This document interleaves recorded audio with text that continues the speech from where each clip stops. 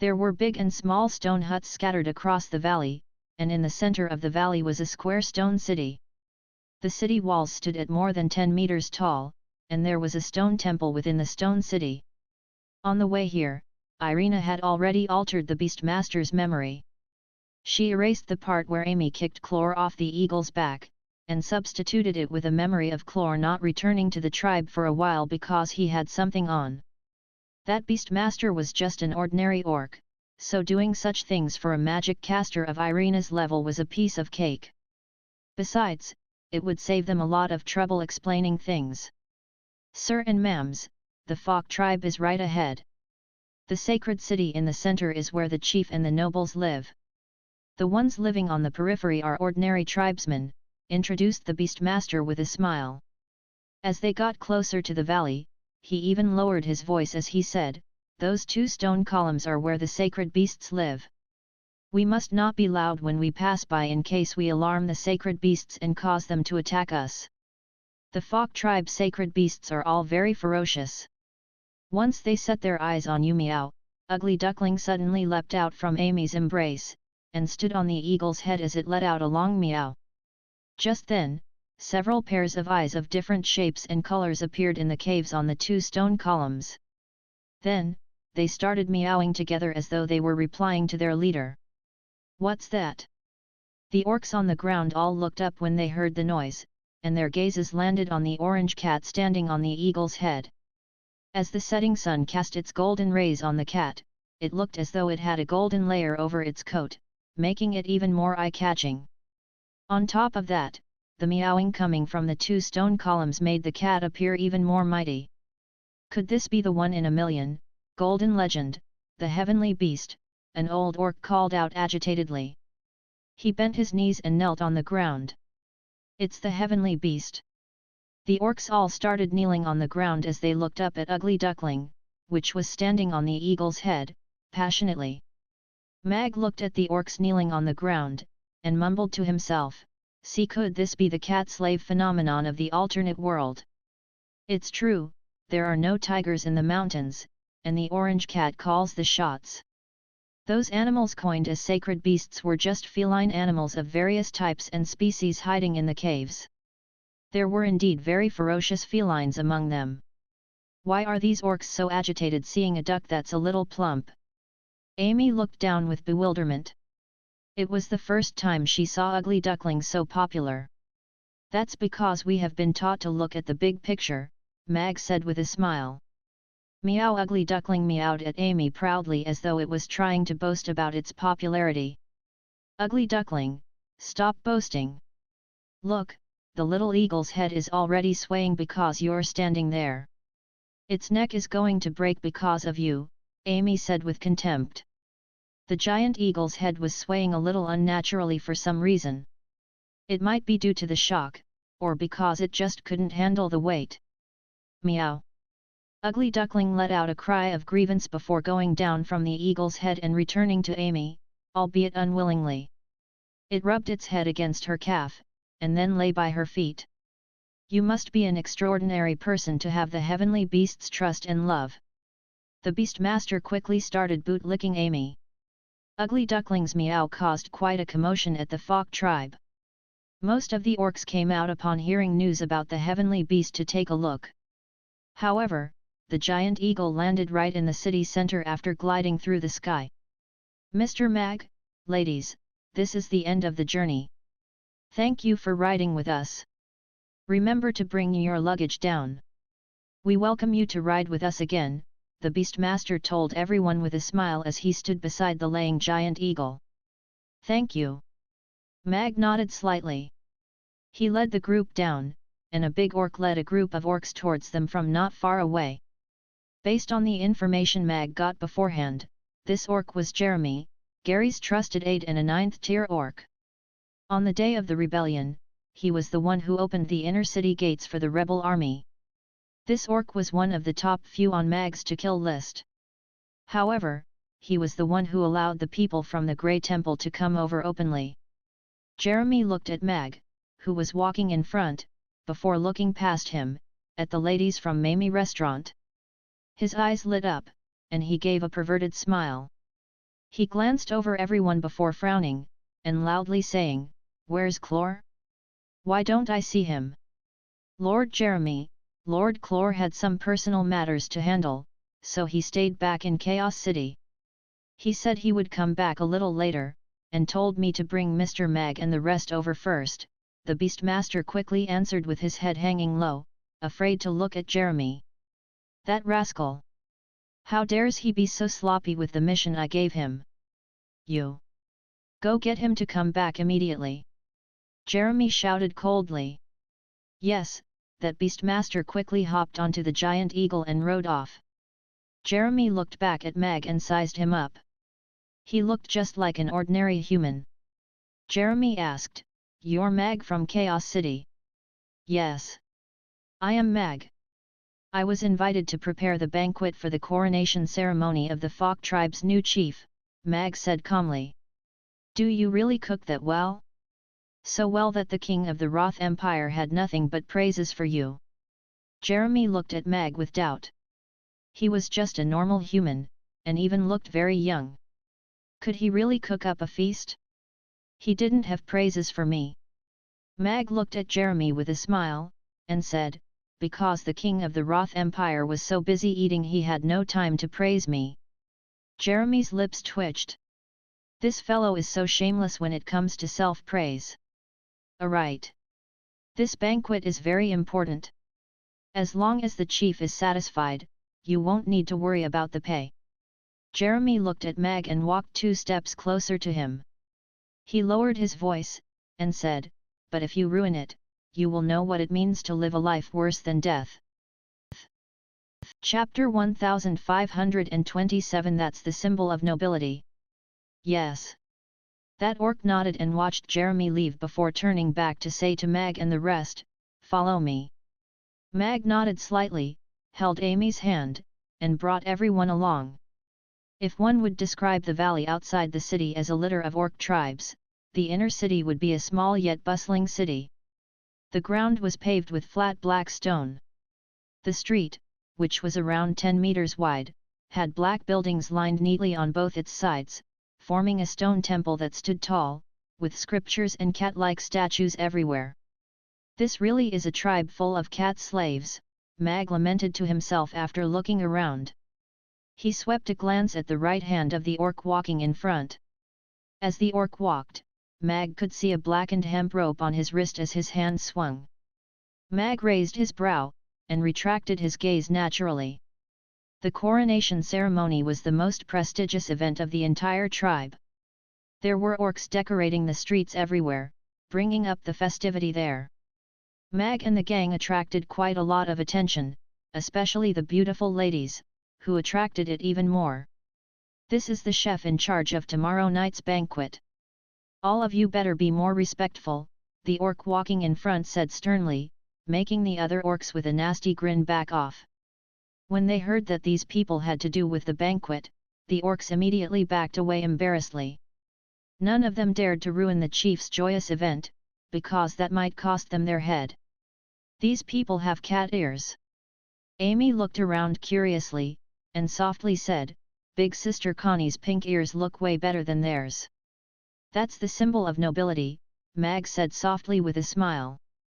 The breeds of orcs from the Fok tribe could be distinguished by their ear colors. Black and grey were the most ordinary and common, while pink ears belonged only to female orcs from the royal family. "I see." Amy nodded thoughtfully. She looked at Ugly Duckling, which she was carrying in her arms, and curiously asked, "Then what about Ugly Duckling?" "Its ears are uniquely orange. I guess it signifies the weight of its existence." Mag raised his brow. The feline magic beasts were behaving a little strangely just now. Ugly Duckling was just a magic beastling of a few months old, but those magic beasts appeared willing to bow down to it. It seemed like Ugly Duckling was really quite special. "Oh." Amy nodded. She put Ugly Duckling on the ground, and disdainfully said, "No wonder it's so heavy." Meow. Ugly Duckling looked up pitifully at Amy, and meowed with grievance. "Haha, then let me carry Ugly Duckling. It's so soft and cuddly. I feel so warm when holding it," Yabimiya picked Ugly Duckling up happily, and carried it in her arms happily. Meow Ugly Duckling closed its eyes, and lay in Mia's embrace comfortably. That orc probably had some status around here. He led them through a gantry, and finally stopped in front of a door to a large yard. He turned around, and sternly told Mag and the rest, "This is the main kitchen. All of you have to stay here for today and the subsequent days. No one is allowed to leave the premises. Otherwise, we won't be able to guarantee your safety." "May I ask what's the most dangerous place here?" Mag asked with a smile after looking around. "For you all, the most dangerous place has got to be the chief's palace and the prison in the north of the city. You are not allowed to go near these two places," the orc said even more sternly. "If that's the case, we'll just act according to the agreement." Mag nodded. The orc brought them into the main kitchen. The yard was very spacious. There were several large and small kitchens on both sides, with many orcs hurrying in and out busily while holding ingredients or cooked food. Mag watched the scene, and thought of the royal kitchen in the Rodu's palace. The royal kitchen was way larger in scale, and they had even more chefs. However, both had the similar role of providing food for many people. Wow, what a huge kitchen! Are they making food for the entire city? Amy looked around in shock. "Yes. I think this is the kitchen of this city," Mag said with a nod. The orc shouted for the gatekeeper, and a greasy-faced orc with a potbelly very quickly came over. He looked at the orc, and said, "Lord Kernan, you're here." The orc, called Kernan, pointed at Mag and the rest, and said, "This is the chef, Mr. Mag, and his helpers that Lord Jeremy personally invited from Chaos City. They will be in charge of the most important main banquet for tomorrow. All of you have to do your best to cooperate with them, and do what they order as much as possible." "Yes, yes." The greasy orc nodded quickly, and smiled at Mag and the rest. "Settle their accommodation and give them the best," Kernan said. After that, he turned to tell Mag, "Mr. Mag, the main kitchen will settle your accommodations and food. If there's anything you need, you can tell them to look for me." "All right. Thank you." Mag nodded and watched Kernan leave. "Are you Mr. Mag, the one who was titled the best chef by the king of the Roth Empire during his banquet? I've been seeing news about you and your restaurant in magazines recently. I didn't think that we would manage to invite you over to helm the banquet. It's such an honor to be able to see you." That orc looked at Mag with gleaming eyes. He quickly introduced himself. "I am the person in charge of this main kitchen. My name is Heyman, and I am in charge of managing the main kitchen, and providing the meals for all the royals in the inner city." "Hello," Mag answered with a smile. This plump orc, who seemed to weigh at least 150 kilograms, didn't sound like he was bootlicking him on purpose, and also did not seem very arrogant. He was the first person Mag felt good about since arriving at the Fok tribe. "All of you must be tired after traveling such a long distance over here. I'll bring you all around first before getting the kitchen to prepare your dinner." After saying that, Heyman brought Mag and the rest over to their accommodations. There was a little independent yard beside the main kitchen. It was not lavish, but it was still considered clean and elegant. There were 4 rooms where Mag and the rest would split up to sleep in. After that, Heyman brought them back to the main kitchen and towards the dining area. "Have you heard? Although the main kitchen would be in charge of the banquet for this conferring ceremony, the main banquet would be done by a chef from outside. It seemed like we were abandoned," a short and skinny chef began in the dining area. And that aroused a wave of angry agreements. The chef's ego made it difficult for them to accept such an arrangement. "What's this ruckus about? Don't you know yourself? If the things you make could be put on the table, Lord Jeremy wouldn't have to go through all the trouble to invite Mr. Mag over from Chaos City." Heyman walked into the dining area, and looked at the chefs with exasperation. Heyman took a step to the side, and introduced, "Let me introduce to all of you. This is Mr. Mag from Mamie Restaurant in Chaos City. He will be in charge of tomorrow night's main banquet. And why was he chosen? It's because Mr. Mag's dishes were titled the best at the Roth Empire's royal banquet, and he was even praised by many well-known gourmets. Are you all convinced? Haman swept a glance at all the chefs in the dining area. The dining area suddenly fell silent. The chefs all looked at Mag with a complicated mix of resentment and skepticism. Mag glanced across the dining area. It seemed like no one prepared dinner for them. He couldn't be bothered to be calculative with them over that, so he said, "We'll settle our own dinner. May I know which kitchen we can use to prepare our food?" "Mr. Mag, this way, please. Your kitchenware has been transported to Kitchen 1. If you need to make dinner, I can bring you over," Haman said with a smile before bringing Mag over to Kitchen 1. "Let's go take a look too. We'll see if this guy is really that impressive and has what it takes to replace us." The short and skinny chef, who incited the anger, put his bowl down and followed them out. Let's go take a look." The other chefs also followed along. The news of Mag's arrival had spread across the main kitchen. The news that they were going to be replaced caused quite a commotion. More and more chefs started gathering at Kitchen 1 the moment they heard the news because they all wanted to see for themselves if this newly invited chef was that impressive. "Father, why do all these chefs seem so unfriendly towards us? Are they baddies?" Amy asked softly because she could not understand why the chefs were so hostile. "I don't suppose they are considered baddies. Every chef has their pride. If you cannot convince them, they will not be happy about it." Mag shook his head with a smile. He could understand the reason behind the resentment. "I'm sorry, Mr. Mag. I didn't manage them well," Haman said apologetically. "It's all right. As a chef, I can understand what they're feeling." Mag shook his head. Of course, understanding didn't mean that he should just let them do whatever they wanted to. Kitchen 1 had the largest area in the main kitchen. It had the most complete and the best kitchenware. Other than the existing facilities, Mag's kitchenware was also moved to the kitchen. The other chefs had not seen most of it, so the kitchenware was not arranged. Mag confirmed that all his kitchenware was around before instructing Mia and the rest to put it in places that would be convenient for them to use. "So this is the new chef? He looks so young, just like an apprentice. Yet he doesn't look like he can cook up any delicacy. All our chefs have decades and even centuries of experience in cooking. How can such a young human whip up anything good? Is the kitchen a place for women? He actually got a group of women as his helpers. How lavish! I'm just curious how a chef can find so many beautiful ladies." There were more and more chefs gathering inside and outside the main kitchen, conversing softly. There were voices of doubt, jealousy, and envy.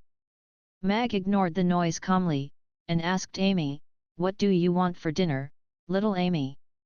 "I want grilled fish and rattle-off," Amy answered without even thinking. "What about the rest? Any other dishes you want?" Mag asked as he looked around. "I want eggplant with garlic sauce," Mia said. "I want beggar's chicken," Gina replied softly. "Actually, I'm not really craving for beef kebab," Babla said arrogantly. "All right. Hold on for a while.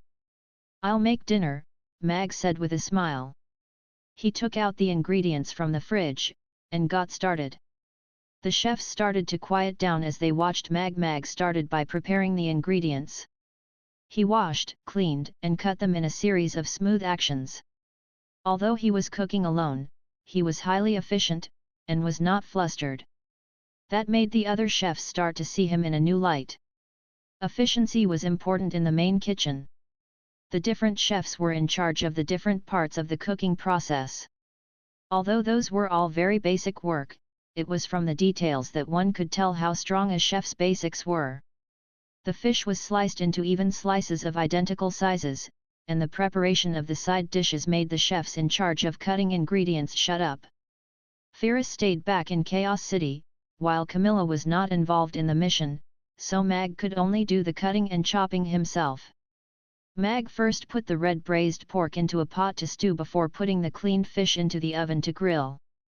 After that, he put the beggar's chicken, which was covered in mud, into the other oven to bake in medium-high heat. Then, he started to skewer the beef in preparation to grill it. Why did he put the fish into that rectangular container? What kind of kitchenware is that? Does he really not need to heat it up with fire? He wrapped the chicken up with mud. Can the chicken still be eaten?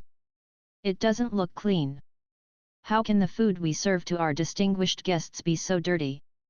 Just look at the stewed meat. Most of the chefs in our kitchen can make a dish of that standard. His meat is chopped in such huge chunks. The food that our royalty eats is way more exquisite. After Mag started cooking, the chattering from the chefs increased. They were all critiquing Mag's strange way of cooking, and they did not even try to hide their disdain. "These fellows are so noisy," Irina said as she pulled out a high stool from somewhere, and glanced at the chefs. "Do you need them to shut their mouths?" Amy rubbed her hands together excitedly. "Only real delicacies can conquer a chef." Mag shook his head with a smile as he placed the skewers on top of the flaming charcoal grill. Ding! Just then, the oven rang to signify the end of the cooking. Mag put on a pair of thick gloves, and opened the oven. The strong scent of the spicy grilled fish suddenly wafted out. "Shut up! It was not me," the chefs in the kitchen all opened their eyes wide. "It's the smell of spiciness, but it's such an irresistible smell. I can't believe that a fish could smell so good after staying in this rectangular container for a while. What magical apparatus is it? This is grilled fish? Why don't I see the grill or the charcoal? How was this fish grilled? And how can it have such a rich and delicious smell?" Gulp! The moment the smell of the grilled fish wafted out, it caused a sudden uproar and exclamations. This smell was so irresistible that even the old chefs that had been in this kitchen for decades could not resist it. Of course, what made them even more surprised was Mag's cooking style, and also this intrusive fragrance that totally changed their perception of how a grilled fish should be. This fragrance, other than shock, Haman was also filled with admiration. As he looked at Mag's back, he muttered to himself, "Indeed, he is the man who is worthy of claiming the title of the best chef at the Roth Empire's royal banquet. Put this aside first." Mag pulled out the grilled fish from the oven, and put it on the lit charcoal grill at the side. The plate was already furnished with various vegetables and hot pot soup base powder. Grilling the fish on the grill for a little more could enhance its smell, and the vegetables also played an important part in creating the grilled fish's delicious taste. The orc chefs swallowed their saliva several times as they watched the grilled fish steaming and sizzling on top of the grill. "It looks like grilled fish, but why does this grilled fish contain gravy? Shouldn't grilled fish be as dry as possible?" one chef questioned softly. "Humph! This isn't a professional grilled fish. A real grilled fish should be crunchy and taste a little burnt. A fish that's soupy and watery like this isn't even fit to be called grilled fish," a big-sized senior chef said with disdain. He was the master chef in charge of grilled fish in the main kitchen. Several other orc chefs agreed with him because that grilled fish was different from what they knew. Mag walked to the stove, and started the fire to cook the eggplant with garlic sauce. This dish was the easiest one out of the rest for tonight. After stir-frying the spices in an iron wok, the fragrance came out quickly, drawing all the chef's attention. Stir-frying wasn't a common technique in this world, because humans tended to stew their food, while orcs loved to grill. It was the first for most of the chefs to see the ingredients being cut into such tiny pieces, and then thrown into a strange-looking iron wok to stir-fry. What was frustrating was that they actually could not tell what were the spices Mag threw into the wok. The dish had a rich smell of meat, not losing to the grilled fish. The eggplants were put into the wok to stir-fry for a while until they became a little burnt, and had a thick and shiny layer of red gravy covering them. After that, they were scooped out and plated. It was a dish with aesthetics, taste, and smell. Mag passed the eggplant with garlic sauce to Mia before turning off the fire under the high-pressure stewing pot beside him. Then, he poured the red braised pork in the pot into a black stone pot. The rich fragrance of pork wafted out. The smell of pork was something orcs were very familiar with, but no one had ever made pork smell so enticing. Oh my god! Although I have no idea what he made, I have never seen any food that smelled this good, a young chef muttered involuntarily as he swallowed his saliva. The smell is so enticing, so I'm sure the taste wouldn't be any worse. This is what my master taught me, a young apprentice agreed with a nod. No. Shut up. It was not me, a middle-aged chef behind shouted with a blush. Although he did not want to admit it, the fragrance filling the whole kitchen made most of the orc chefs who came over to watch the show change their perception of Mag. As chefs, they naturally understand how difficult it was to make food with such an enticing smell, and food that smelled this enticing would have no reason to taste bad. Everyone looked at Mag complicatedly. The man in front of them was a young human chef who held several titles and glories. He was the one who was invited by the chief to helm the banquet. He could make such delicacies for just a simple dinner. Mia took out the beggar's chicken, which was baked until the outside was golden red, and placed it on a tray. She took out a little hammer which she brought with her everywhere, and gently hammered the mud casing at the center. Thin lines of cracks soon spread throughout the casing, and the casing opened up like a flower with a soft and crisp crack, revealing the beggar's chicken which was baked to a nice golden brown within. The mud and chicken separated perfectly, just like an eggshell. I didn't think that there was such an extraordinary way of baking chicken. I can't believe that you can make chicken taste so delicious with mud. I am going to give it a try later. Every dish smells different, but they are all equally enticing. This fellow is showing off too much. After the fragrance of the chicken wafted out, it caused another wave of commotion. The voices of skepticism slowly faded away. Even the most stubborn and traditional old chefs could not say anything negative with all these fragrances enshrouding them. Supervisor Heyman, have you had dinner? Do you want to join us?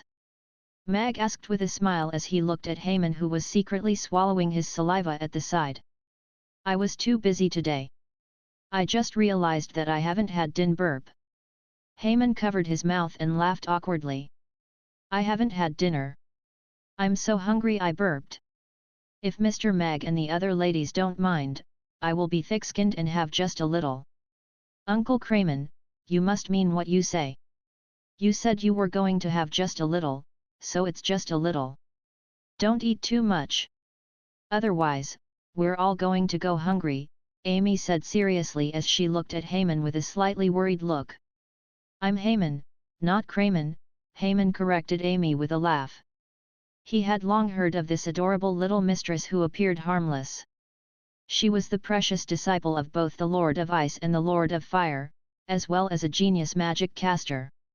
With all those identities, she was far more precious than her father. Even the Fok tribe wouldn't want to enrage the two legendary magic casters. I will control myself.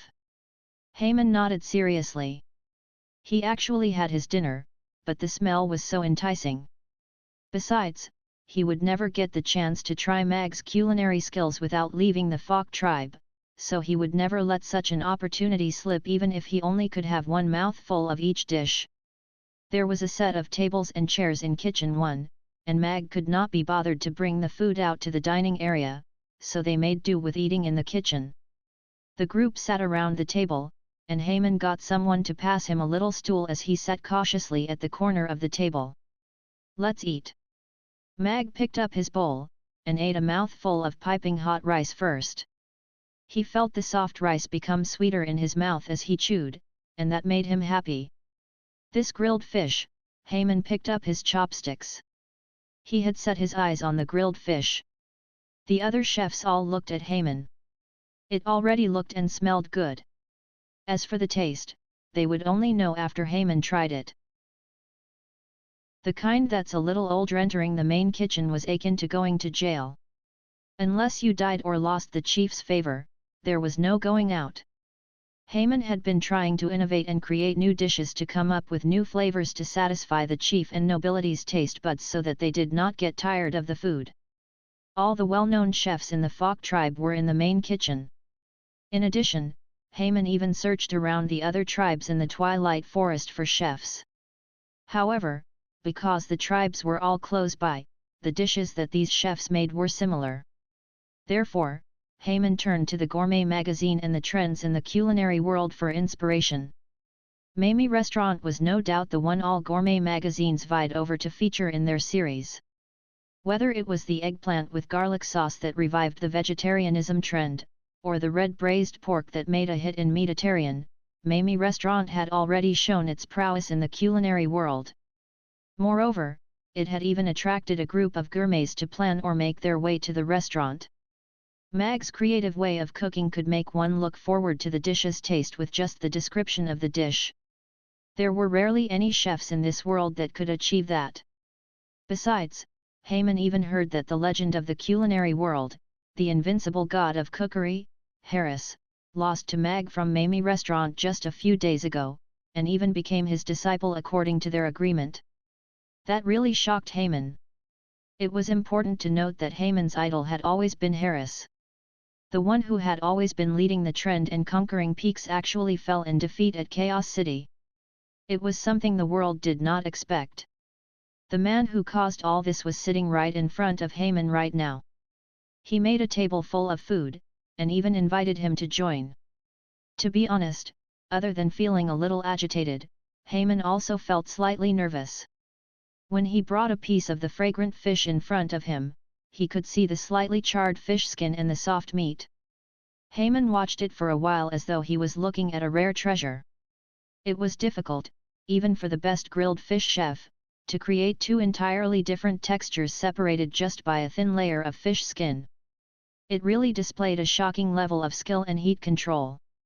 The supervisor is very picky. Can this grilled fish satisfy his taste buds? The supervisor started as an apprentice in Kitchen 1's grilled fish section back then. In the Folk tribe, no, even the entire Twilight Forest, no one can make grilled fish as good as his. In that case, since no one knows grilled fish better than the supervisor, this fellow won't be able to make it, either. The chefs started conversing softly in the kitchen. Their expressions and gazes all had a hint of nervousness and anticipation. Everyone watched Haman intently as he cast all the noise aside, and put the piece of fish into his mouth. The moment the numbness and spiciness hit his tongue, Haman couldn't help but shudder. It was a shudder that shook even his soul. What were the spices? That's extraordinary. But before Haman could taste it in detail, the fish had made its grand entrance. After biting into the slightly charred fish skin, beneath it was the tender meat. The taste of the spices and gravy was already infused into the meat. The spiciness and the freshness of the fish complemented each other perfectly to give the taste buds layer after layer of scrumptious attack. Haman was indeed the one who made the best grilled fish in their village, their tribe, and even the entire forest. Back when he was young, he thought that no one could make grilled fish better than him, and he merely stopped saying so all these years, but he still thought so. Until today. This piece of grilled fish had flung him into the ground. Even for an old chef who had grilled fish for 120 years, and was constantly coming up with new ways and improvements, he had to admit that this was the best grilled fish he had ever tasted. This was a completely different way of making grilled fish. It beautifully infused grilled fish and stewed fish together, and the outcome was exceptional. Rib. The sound of cloth ripping caught everyone off guard. Haman's shirt actually ripped, revealing his jiggling fat. Ah, this is such an incredible taste. It's not too much to call it the best grilled fish in the world. Haman complimented. He looked at the grilled fish as though it was a shining gemstone. He could not help but reach his chopsticks out for another piece. This time, he closed his eyes to feel the deliciousness explode on the tip of his tongue in detail. He could not help but smile with happiness. It was indeed a form of happiness to be able to enjoy such a delicacy. Moreover, Haman could not wait to try this innovative way to grill fish. Just one little stove, and the way the grilled fish was eaten changed entirely. On top of that, he finally understood the reason behind Harris wanting to become Mag's disciple, a story that shook the entire culinary world. It was because he also wanted to become Mag's disciple right now. It was impossible to learn how to make grilled fish so delicious anywhere else. The supervisor actually praised him so highly. The world's best grilled fish. In that case, the supervisor has already admitted that his grilled fish isn't better than that fellow's. A commotion suddenly exploded in Kitchen 1. The chefs were all shocked. As the figure of power in the world of grilled fish, the Twilight Forest's grilled fish set the bar for how the dish was made. Even Haman, who was very picky, gave such a good review. It was difficult to imagine how delicious this grilled fish actually was. At this moment, the chefs standing in front had already swallowed their saliva umpteen times as they watched Haman try the dish with happiness written all over his face. "Uncle Kramen, you can try the vegetables under the fish. It's super good," Amy suggested. All right," Haman replied. He looked at the vegetables all around the grilled fish. There were cucumber slices, translucent cellophane noodles, and a vegetable that he did not know of which was sliced thinly and had many small holes in the middle. He thought for a while, and picked up a strand of cellophane noodle. The slippery cellophane noodle slid into his mouth.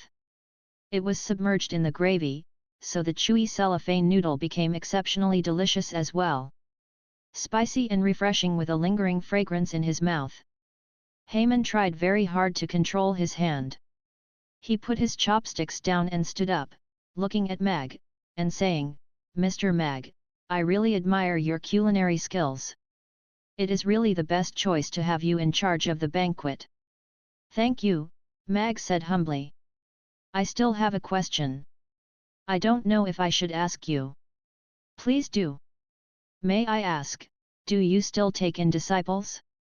The kind that's a little older?" Chapter 1531 Which little slut's house is this? Sigh, Haman sighed regretfully, dejected by Mag's refusal. The cooks present all heaved a breath of relief. Many of them were Haman's disciples and disciples' disciples. It would be rather awkward if they suddenly gained such a young Grand Master. However, everyone was already looking at Mag differently. He was a person who could make Haman want to be his disciple, so Mag's culinary prowess was obviously very impressive. "Although I am older and a little rotund, my brain still spins rather fast. Are you sure you don't want to consider it again?" Haman was still trying to convince Mag we will be returning to Chaos City after tomorrow's banquet. "If you really want to learn how to grill fish, come and look for me at Chaos City. I can teach you." Mag continued to shake his head, but he made a promise. "Really?" Haman's eyes lit up, but he soon sighed deeply. He most likely could never leave the big kitchen.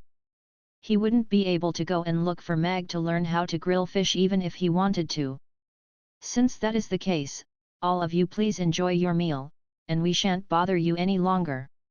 Haman soon smiled again, and chased all the cooks gathered in Kitchen 1 out, leaving Mag and the rest to have their dinner. Irina waved her hands to set up a soundproof barrier before putting a piece of red braised pork into her mouth. After chewing and swallowing it, she ate a mouthful of rice before asking Mag, "Are we taking action tonight? We have to wait for Connie to rendezvous with us before we act together." "However, I need to go out to look for a person," Mag replied. "Look for a person?" Everyone began to look at Mag. Perhaps he knew someone in the Fok tribe? Yes. A very important person. It could perhaps change the situation to a certain degree. Mag nodded. It was very difficult to explain about the system's mission, so he didn't bother to explain further. "Father, can you bring me along please?" Amy asked with anticipation. "Not tonight." Mag shook his head. Looking at the pouting Amy, he smilingly patted her head. "Because father needs Amy's help for something more important." Amy's eyes lit up again, and she expectantly asked, "What's that?" Please tell me, and I will do my very best. I will tell you later. Mag smiled, and then said to the rest, according to the intel, Connie's brother is being held in the dungeon under the chief's palace. That palace has at least 2 10th-tier powerhouses, so rescuing him under their noses obviously isn't going to be an easy feat, it's just 2 low-ranked 10th-tier orcs. Isn't it simply rescuing a person? I think it's rather easy. Irina was looking at Mag with a relaxed expression. Why don't we just do it after dinner? Including Gary, there are 4 10th-tier powerhouses in the Fok tribe now. Tomorrow is the conferring ceremony, and they're most probably in the inner city now. If we acted rashly, not only would we fail to rescue Connie's brother, we could even get ourselves in trouble. Mag shook his head, and looked at Irina with resignation. Let's wait for Connie to arrive first. Otherwise, we can't really get her brother out even if we meet him. I hope her brother will be more normal, Irina said with pursed lips. According to the intel, even though Gary had done a few rounds of cleansing in the Fok tribe, and killed or imprisoned the majority of the orcs who supported the former chief, many in the Fok tribe still hadn't really chosen to stand on Gary's side, as the former chief was a benevolent leader, and was rather popular among his people.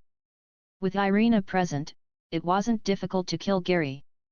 However, killing him wouldn't resolve the problems within the Fok tribe now. The Og tribe could always support a new puppet in order to control the Fok tribe, and achieve their objective to influence the entire orc species. Connie was the Fok tribe's princess, after all.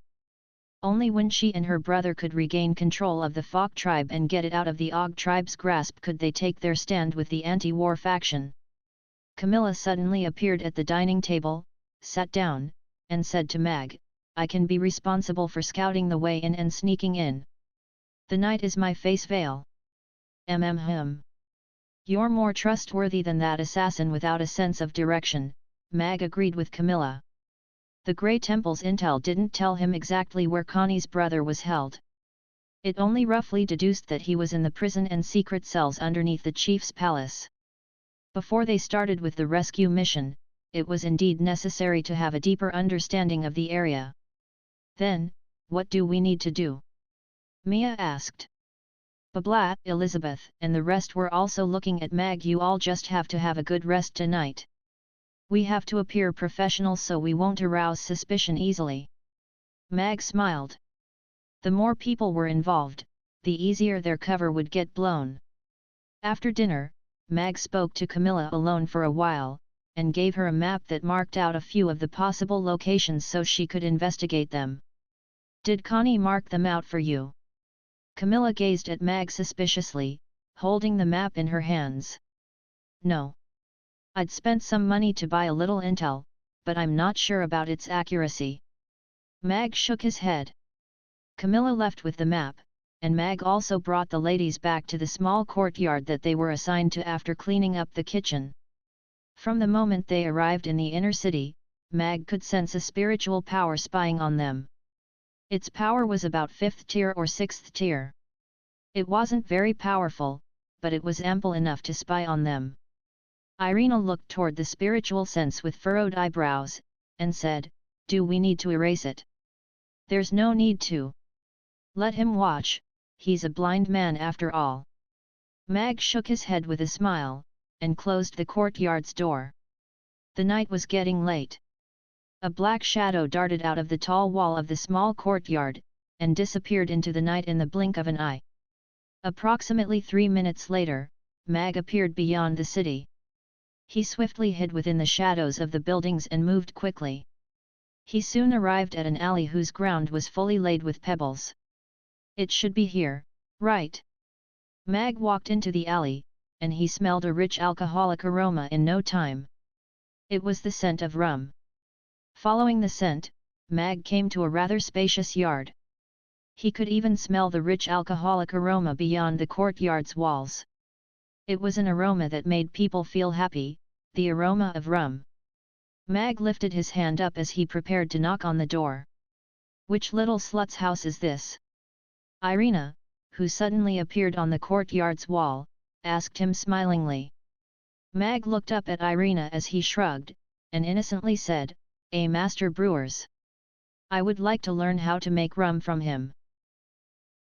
Chapter 1532 I thought you don't want me anymore. Very good.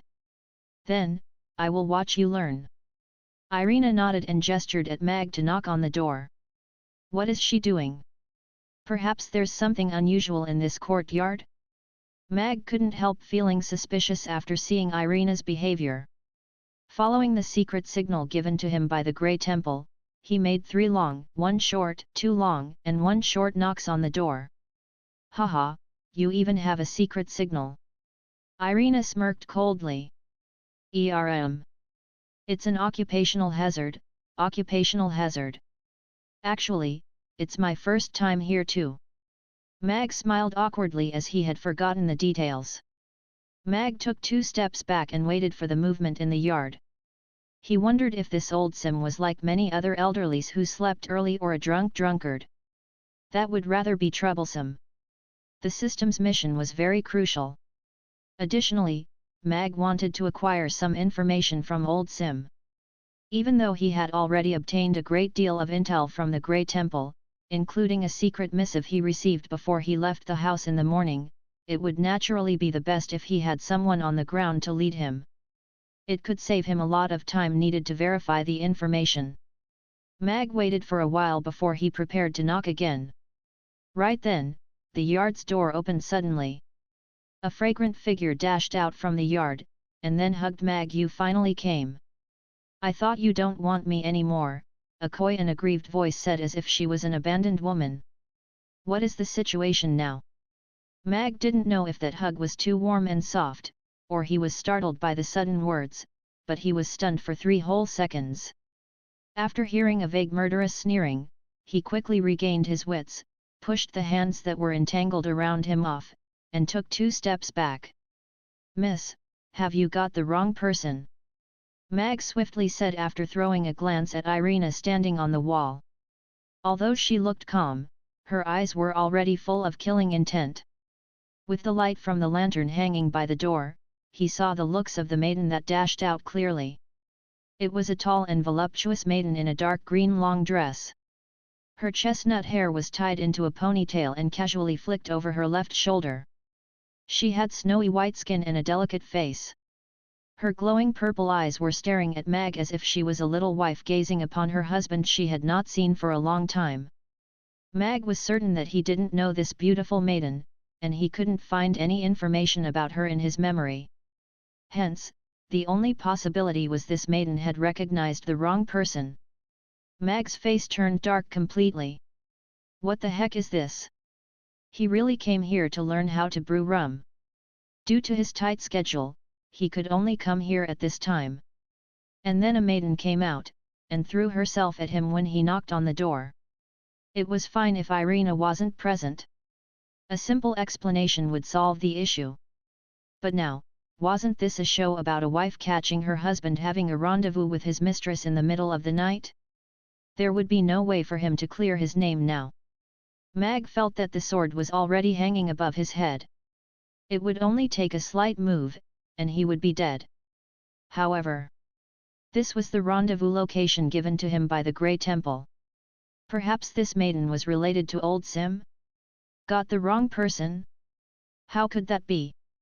I've been waiting here forever for you to knock on my room's door. That maiden was gazing at Mag with aggrievement and sadness. I've been waiting for you for so long. How could you be so heartless? In that instant, even Mag felt as if he was a jerk who had dumped an innocent maiden and left her pining for him. However, a murderous aura began to permeate in the air, and that swiftly calmed him down. After calming down, he panicked even more. This was even more misleading. How was he going to explain now? If he acknowledged it, he would be a heartless jerk. If he didn't acknowledge it, he would be a jerk who was fooling around. On one side, it was a teary brunette maiden who almost threw herself into his arms and cried. On the other side was Irina, who already had her magic caster's staff out, ready to dish out the punishment. Mag felt very hopeless. It was so difficult to be a man. No, I cannot take this lying down. Mag made himself calm down, and cleared his throat at that maiden. Miss, you should have recognized the wrong person. I came to look for old Sim the brewer. See, you still remember me. I knew you came to look for me. That maiden burst out in tears suddenly, and was about to throw herself at Mag again. Wait a sec. Mag took a huge leap backward, and stared at that maiden in a shock. WTF? System. Why didn't you **ing tell me that old Sim was a woman? And such a young woman furthermore. Mag couldn't help roaring in his mind. Whether old Sim is female isn't an important piece of information. The ancient people said, when I walk along with two others, they may serve me as my teachers. Shut your trap. Go and die. I'm going to cut off your internet fees. Host, useless angry yelling can't resolve the problem. We have to look at this matter dialectically. Old Sim is just a code name. An old man who stinks of alcohol can be called Old Sim, while a sweet-smelling beautiful maiden can also be called Old Sim. Who would you choose when you have a chance to have a deeper interaction with one of them? Furthermore, you haven't paid for your family's internet fees this month. Remember to pay it as soon as possible after you get back, the system replied calmly. Mag furrowed his brows deeply. The intel from the Grey Temple didn't mention anything about this at all, so he naturally took old Sim to be an old brewer. Of course, the biggest problem now was this maiden in front of him. Even if she really was old Sim, she shouldn't be treating the person who came to meet her like this. What the heck was this? A friend who came from nowhere? Mag flicked a glance at Irina, who had already raised her magic caster's staff above her head and poised to strike them, the adulterous pair, down from the wall. He felt if he didn't set the record straight now, he would be killed dubiously today. Comrade Old Sim, I am the person that the organization sent here to meet you. After your earlier performance, I've already verified your identity, Mag said to that maiden with a grave expression before stretching his right hand to her. I am Mag and I need your assistance now. Chapter 1533 You're really an outstanding informant. Mag's mouth twitched, and then he quickly asked, what feeling?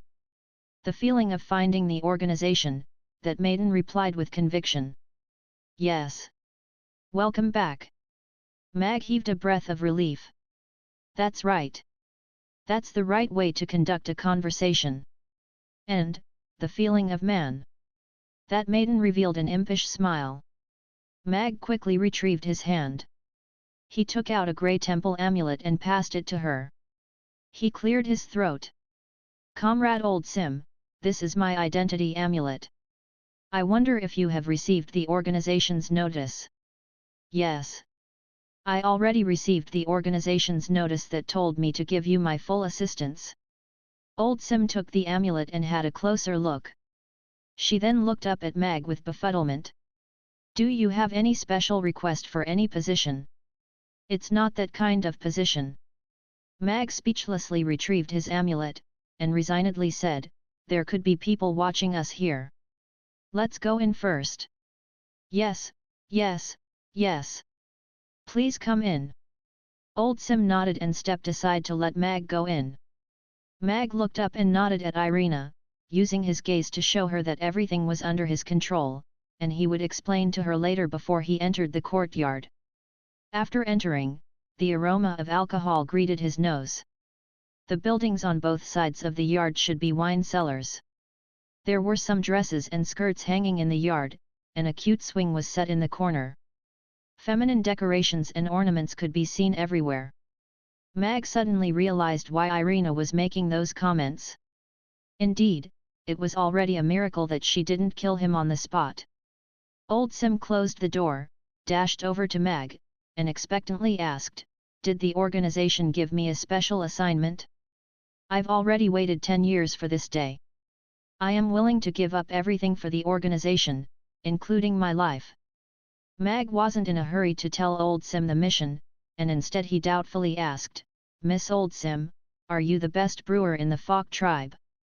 This maiden only looked to be around 23 or 24 years old. She didn't look like an experienced brewer or the best rum master brewer in this world that the system had mentioned. After my grandpa passed away, I became the best rum brewer in this world. That maiden nodded confidently before shaking her head with a smile. Old Sim is my grandfather. Actually, my name is Hannah. You're not Old Sim. Mag got a shock again. Wasn't he freaking exposed then? No, I am Old Sim. That maiden shook her head again. Then, your grandpa, Mag was a little confused. Old Sim is my grandpa's name. It's also a code name. After my grandpa passed away, I took over his position in the organization, and retained Old Sim as the code name. Hannah smiled. Therefore, I am Hannah and Old Sim as well. Mag's eyebrows twitched. He couldn't pinpoint where it was wrong, but he felt it shouldn't be like this. Grey Temple. On the wall, Irina was looking at Mag and Hannah with ponderment on her face. Although she was still feeling hostile toward this woman who threw herself at Mag, judging from their conversation, it shouldn't be that kind of relationship that she had imagined. As for whatever organization, apart from Grey Temple, she couldn't come up with any other organization that Mag was close with. Mag collected his emotions, and calmly said to Hannah, "All right. Since this is the case, the first mission that the organization gives you is, teach me how to brew rum." Hey! Hannah was taken by surprise, and she hesitatingly said, "It's simply just to teach you how to brew rum." Yes. This is a very important mission. Mag nodded with conviction. I've waited for so many years. Is there a more exciting mission? Hannah tried to ask. For example, poisoning the new chief on the conferring ceremony banquet, or burying the son of the chief of the Og tribe who will come to participate in the conferring ceremony tomorrow. Yo, this lass knows what to do. Irina, who was slightly bored and prepared to leave first, suddenly looked at Hannah with great interest.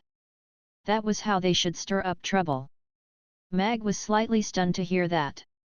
With a weird expression, he asked Hannah, "Judging from your identity, you're an informant that provides intel." "No, I am an undercover agent," Hannah replied with a puffed-out chest. "Sure. I will retain your first suggestion, but we're not considering the second one yet."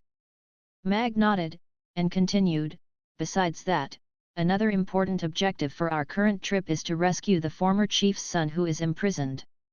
"Ferdinand. I know him. He's the prince that is even shyer than his sister." Hannah's eyes lit up. "Are we going to act right now?" "No, no, no. We still require accurate intelligence and planning for the specific operation. That's why I came here to verify some positions and information with you tonight." Mag quickly stopped Hannah, who was already rushing off to get her weapons, with exasperation. This lass was really an impatient informant.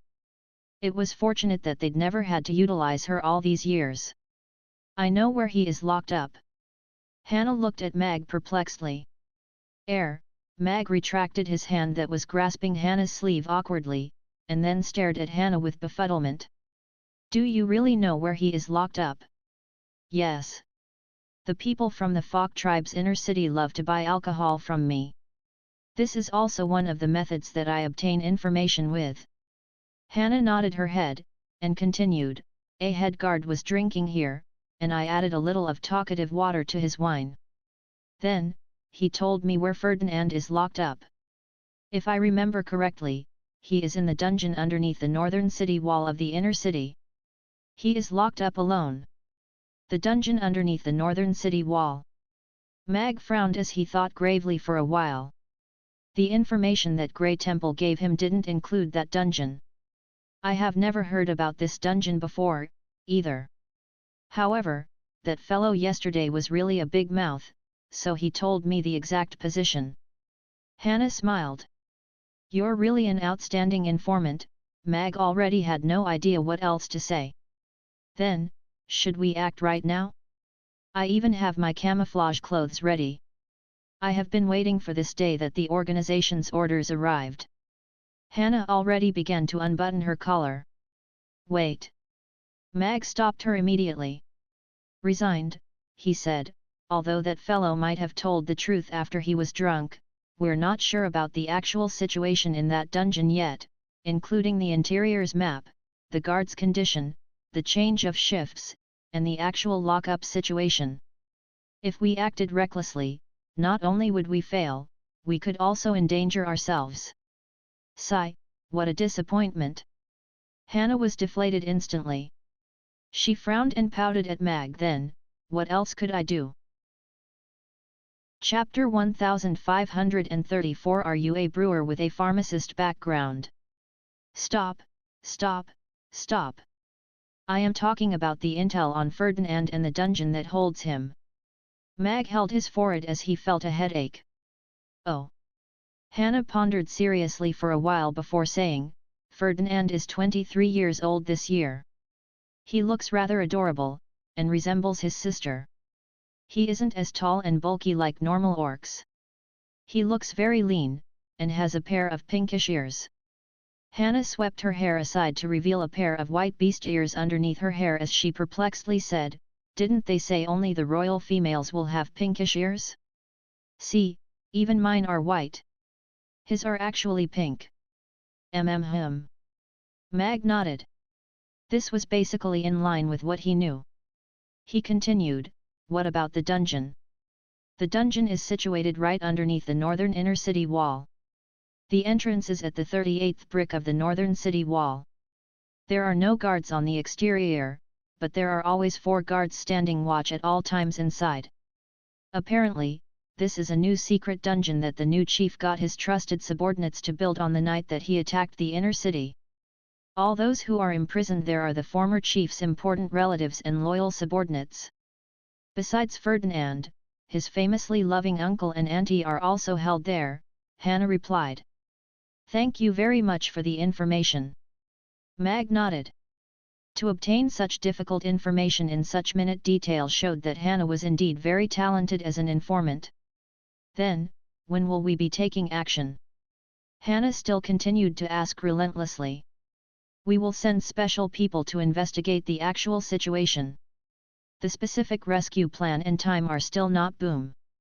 Before Mag could finish speaking, a loud bang suddenly sounded in the inner city. A fiery red flame rose upward after that, accompanied by heated battling sounds. Did those fools really decide to act on their plans? Hannah looked toward the inner city. She didn't look very surprised at all. What plans enact? Mag was a little stunned. Judging from the magic waves that just came over, it should be a magic done by at least one 9th tier fire magic caster, which meant Camilla was not involved. They're the former chief's followers.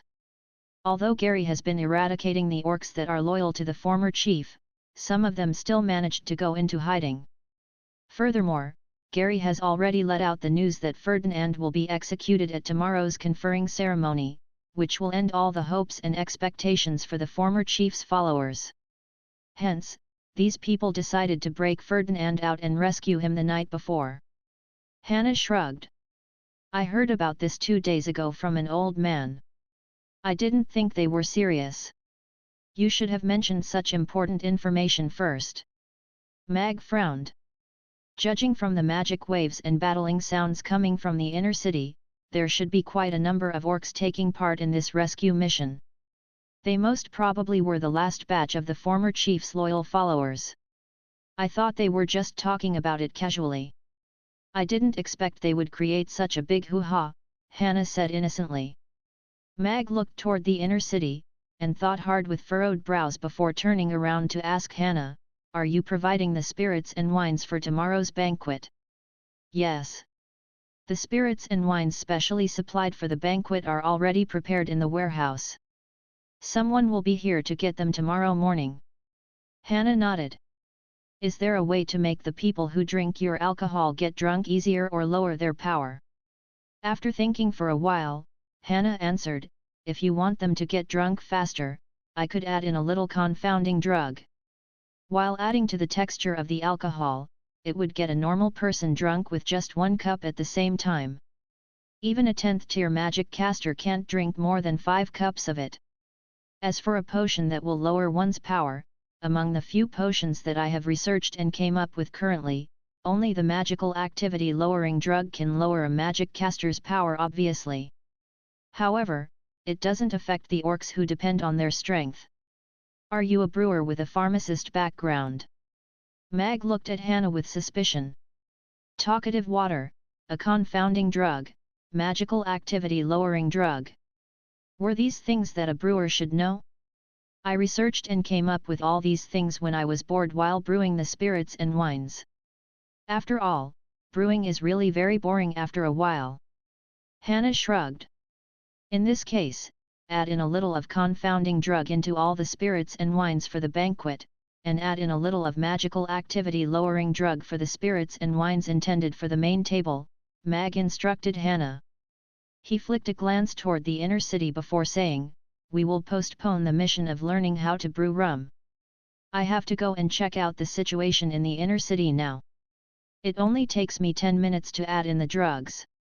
Can you please bring me along to check out the situation in the inner city? I know the inner city very well too, Hannah said expectantly. No. It's very dangerous in the inner city now. Mag shook his head. He solemnly said to Hannah, Comrade Old Sim, being a good informant, what is the first rule? Hannah's expression became solemn as she answered, obey the organization's orders at all times. Very good. Execute your order. Mag turned and walked to the door. Yes. Hannah replied to Mag's retreating back with an excited glow in her eyes. Yes, yes, yes. It's this feeling. I like this feeling where I'm part of the organization, and have to follow orders. I'm so excited. We already grasped the basic situation now. I just wonder if Ferdinand has been transferred in the past 2 days. Moreover, Gary decided to let out the news in advance, so most probably he is trying to catch all the remaining forces who oppose him on the night before the conferring ceremony, Mag said to Irina, who landed softly next to him, after leaving Hannah's small courtyard. These orcs are most likely the last batch of orcs loyal to the former chief. If they all perish, then Connie and Ferdinand will have a very hard time at re-establishing a stable and strong political power. All these things are not important. Irina looked into Mag's eyes quizzically. Say it. When did you join the Grey Temple? Furthermore, you seem to be doing very well. Did you come clean with Roland about your identity? My relationship with Grey Temple could be considered as a partnership. I only have an unofficial position, so I didn't join them formally. They increased my level of authority at the last minute before I came to the Fok tribe. Mag shook his head. As for my identity, I think Roland and Michael are already suspecting me, but since they decided to play along, then we don't have to tell them the truth ourselves. Anyway, this will make things easier for all of us. These 2 old wily foxes. They're indeed not easily fooled. Irina pursed her lips. Her gaze landed on the inner city, and an expectant smile slowly appeared on her face. If we want to save these fellows, then naturally we'll have to create something even bigger. Chapter 1535 Lord Flurkin will never forgive you all for what you have done. Meow. Right then, a black cat suddenly dashed out from a small cave on the cliff. Mamma mia! The agile figure got a shock, and she lost her footing on the rock. She fell straight down from a 3-meter-high cliff. You fellows! To think that I have always brought meat for you guys in the past. Connie got up from the ground, and patted away the soil on her body as she looked at those heads that popped out from the cliff with annoyance. Right at this time, sounds of explosions and fighting could be heard coming from the inner city. Why did they start fighting? I wonder where Boss and the rest are. Connie looked over there with befuddlement. After a brief moment of pondering, she dashed toward the inner city. The black figure was dashing in and out in between the buildings. She didn't reveal herself, nor did she make any sounds. She got close to the inner city rapidly. Seems like tonight will be very boisterous. Rex appeared at the top of the cliff, and looked down at the small city that had many fights breaking out right now. His expression remained unfazed. His gaze turned to the northwest. He narrowed his eyes, and whispered to himself, I wonder if that fellow Oster will appear. After standing on the cliff for a while, Rex's gaze landed on the inner city below again, and he gently sighed with a complex expression. He took one step outward, and fell straight down the ravine below. Having a disciple without any sense of direction was really depressing. In the west of the city, dozens of orcs in black clothes were in an ambush. The grounds were full of shattered rocks, and a giant hole was blown out. A dark pathway going downward could be seen.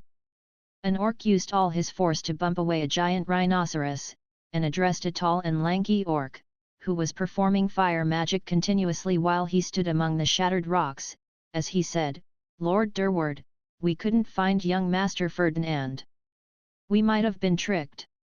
After he chanted a complex spell, a giant fiery beast dashed repeatedly into the surrounding crowd, giving the orcs in black who were surrounded a brief moment to regroup. How about the other places? The tall and lanky elderly orc called Durward had worry written all over his face. I haven't seen any signals of success rising up. I guess their situation could be worse than ours, the first orc answered. Durward groaned for a moment before he decisively said, Get our brothers to charge at them and leave here first. Durward, I'm afraid it's too late for you to decide to leave now. A sneering voice sounded in the dark, and a fat and stocky orc wearing a tiger-skin coat astride a giant black beast slowly walked out from the dark. Bone-chilling coldness began to rush over from a seemingly endless darkness, and the fiery beast that was running amok among the orcs seemed to be frozen instantly. It struggled a little before it was extinguished completely. Durward, you've actually hidden very well, and completely fooled me and the chief. I didn't expect you to lose your cool at the very last moment. Jeremy looked down on Durward on his giant beast and sneered. A loyal fellow like you is rare. I wonder if the old chief would be touched if he knew about what you did. Jeremy, you traitorous lackey. How could you repay His Majesty's trust in you like this? Durward scolded Jeremy sternly. A faint light appeared on his magic caster's staff again. I was always loyal to Chief Gary. You could only blame the old chief for being too stupid, and giving such an important job of guarding the city gates to me. There was a hint of glee in Jeremy's smile. However, his gaze that was fixated on Durward began to get increasingly ruthless. However, Durward, you old fool, Chief Gary has been very good to you. He even gave you a domain recently, and you actually committed such an act. How dare you call me a traitorous lackey? The old chief had devoted himself entirely to our Fok tribe, which allowed us to survive the racial war.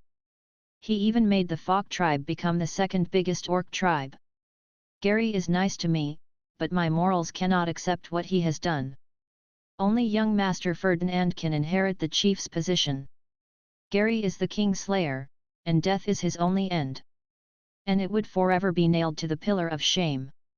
Durward said clearly and righteously. Ha! History has always been written by the victors since the ancient times.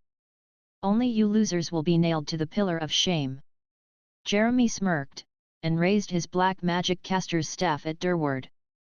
Since you want to see that little bastard Ferdinand so much, then I will arrest you and execute you together with him tomorrow.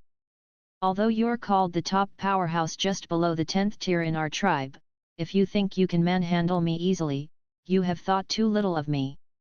Durward pointed his magic caster's staff at Jeremy, and a red fiery dragon shot out from the staff and charged toward Jeremy.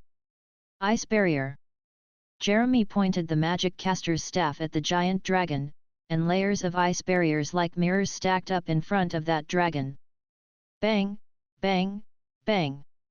Accompanied by the sounds of ice shattering, the ice barriers were crushed by the giant dragon. However, the red flames on the dragon were slowly diminished as it crashed through them. The red giant dragon was so dimmed that it almost disappeared after it crashed through the last ice barrier. The giant black cheetah underneath Jeremy swung its tail, and smashed that red giant dragon into sparks that scattered in the air. "Durward, you're already old, and are no longer the Folk tribe's fire god." Jeremy smirked, and struck the ice barriers into the ground. Those orcs in black were still attempting to resist, but were frozen instantly. The other orcs rushed forward and arrested all of them. "Lord Flurkin will never forgive you all for what you have done." Durward released 3 fireballs to force the orcs who rushed toward him back, and then dashed toward the gap that he had forcefully blasted out. Jeremy moved the giant beast underneath him forward to chase after Durward as he nonchalantly said, "Lord Flurkin doesn't care who is the one that makes the offerings to him." Boom! Right then, a loud bang that reverberated throughout the Folk tribe came from the north of the city. The entire inner city's ground seemed to shake along with it. "What's that?" Jeremy looked toward the north of the city in a shock.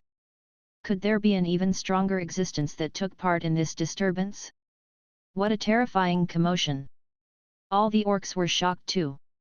Some even had no idea how to react. Chapter 1536 Nobody will see me if I kill all of them, right?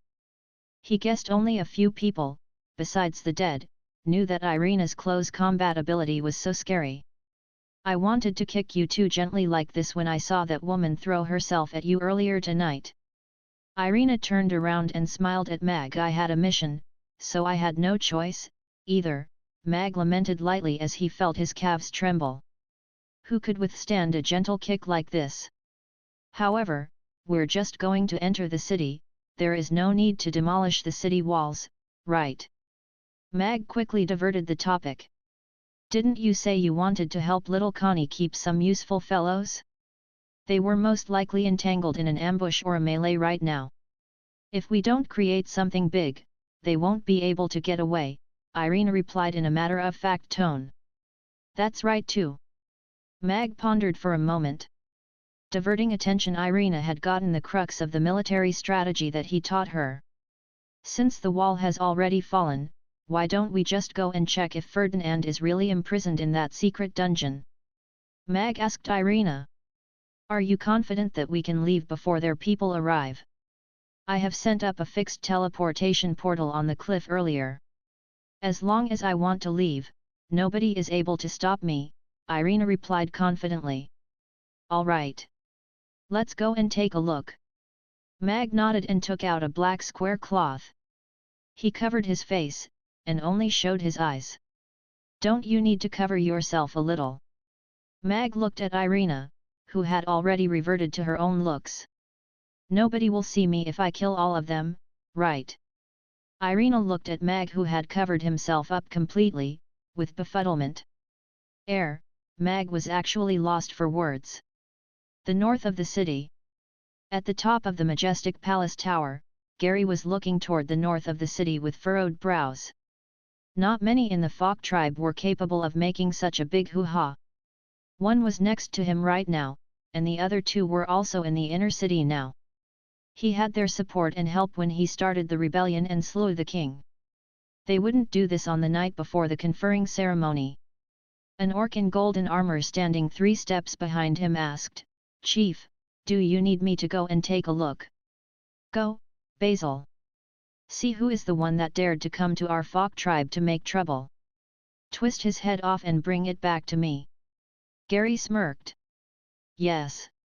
That orc in golden armor called Basil turned and left. "Get Daryl and Kurt here. I have something to discuss with them," Gary continued to issue an order. "Yes," a subordinate answered, and he, too, strode off quickly. "Big brother, you have been staying in this position for long enough. I'm simply taking back what is rightfully mine. You shall go in peace then.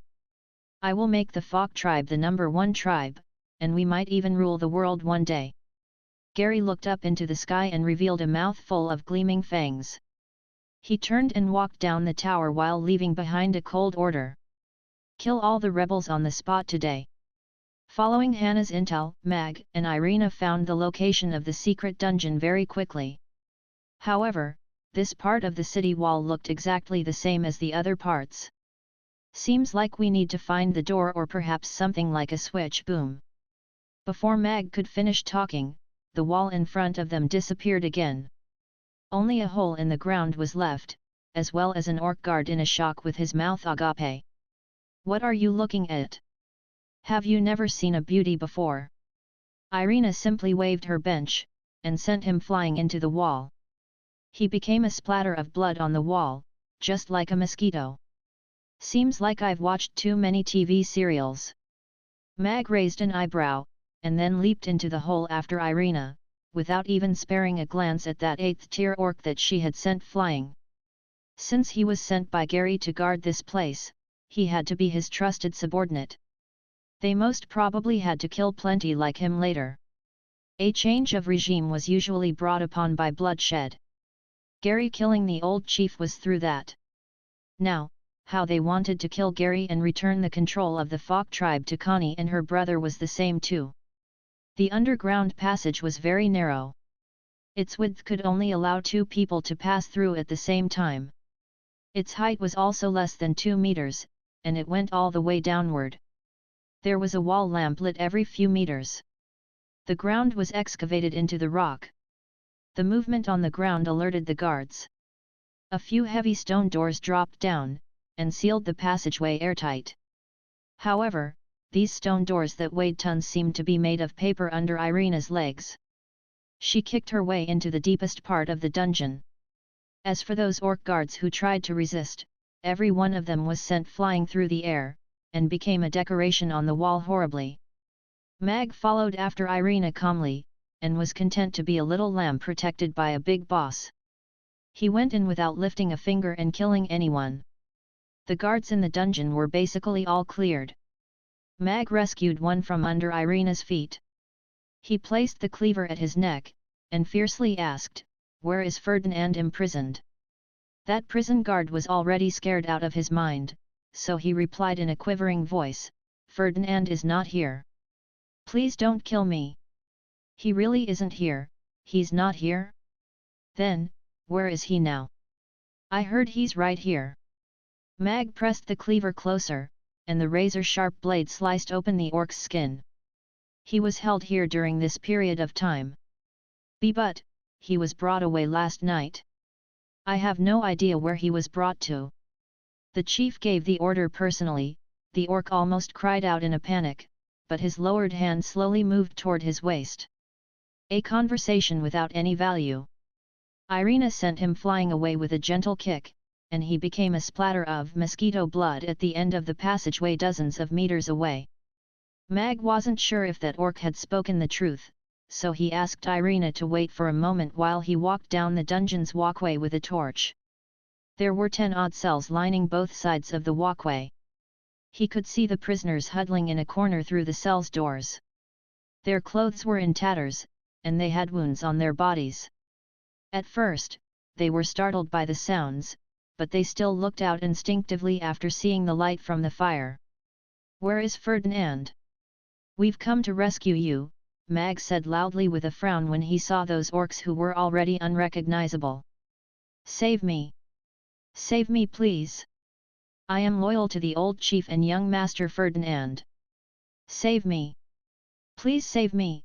After hearing Mag, everyone in the cell dashed to the doors, extended their arms out in between the metal rods, and yelled at Mag hysterically. "We're the uncle and auntie of young Master Ferdinand. Please save us! We might know where he was transferred to." Right at that moment, an urgent voice spoke up in a cell at a corner. "I've already seen you. Do you know where Ferdinand was brought to?" Mag brought the torch forward, and saw the situation in the cell clearly. This was a cell that was only 5 to 6 square meters big. He could smell a horrible stench as soon as he got close to it. A middle-aged orc couple with messy hair and clothes were leaning against the metal bars. The wounds all over their bodies clearly showed how they were treated inhumanely. "I am Romeo, and this is my wife, Juliet. The chief's wife was my elder sister. We're also not sure where Ferdinand was brought to. We're very worried now too." The middle-aged orc shook his head with a pained expression. "Ever since Gary rebelled and slew the king, we became his prisoners, and then were rotated around a few prisons and dungeons. We were brought here to this newly built dungeon about 10 days before, and that's when we saw Ferdinand for the very first time.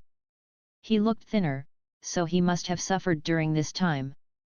Someone went into his cell and brought him away soon after. We don't know where he has gone. These names. Mag raised his eyebrows as he felt something was not right. Juliet was calmer, and analyzed, we've heard those fellows say they're going to kill us on Gary's conferring ceremony, and the banquet is around these 2 days. Maybe Gary took Ferdinand to the palace where they have the most powerful and secure guards. That is also the safest place. Mag frowned. Romeo and Juliet's words had confirmed that Ferdinand was no longer in this cell. They were still late, and missed the opportunity. Someone's coming, Irina deliberately said in a lowered voice. Can you bring us with you, please? Romeo looked at Mag, and then at the end of the passageway before he said with clenched teeth, if it's not possible, please bring my wife with you. Help her out of this dirty and dark place. Please. Mag turned around to ask Irina, can we make it? It's not a problem to kill them all, but there's a possibility that we might expose ourselves. The other 3 10th tiers would come here very quickly. Irina threw a glance at Romeo and Juliet with furrowed brows, and said, we could only bring one of them with us. The teleportation portal is very small. Then, Mag looked at the 2 people in the cell. Their original plan tonight was to rescue Ferdinand, so there wasn't any extra space for a second person. Please bring her along with you. She's a graceful woman. She shouldn't be staying in this damp and dark dungeon. A beautiful flower should blossom at a place full of sunshine, Romeo said lovingly. You're my sunshine. If I left alone, this world would become much more cruel even when I was not in this dungeon. We have promised each other. How can I leave you here alone? Juliet shook her head, and smiled at Mag with a dirty and tired face. Leave us be. He would not leave me alone, either. Go now and don't get caught. Mag saw calm and happiness in that smile.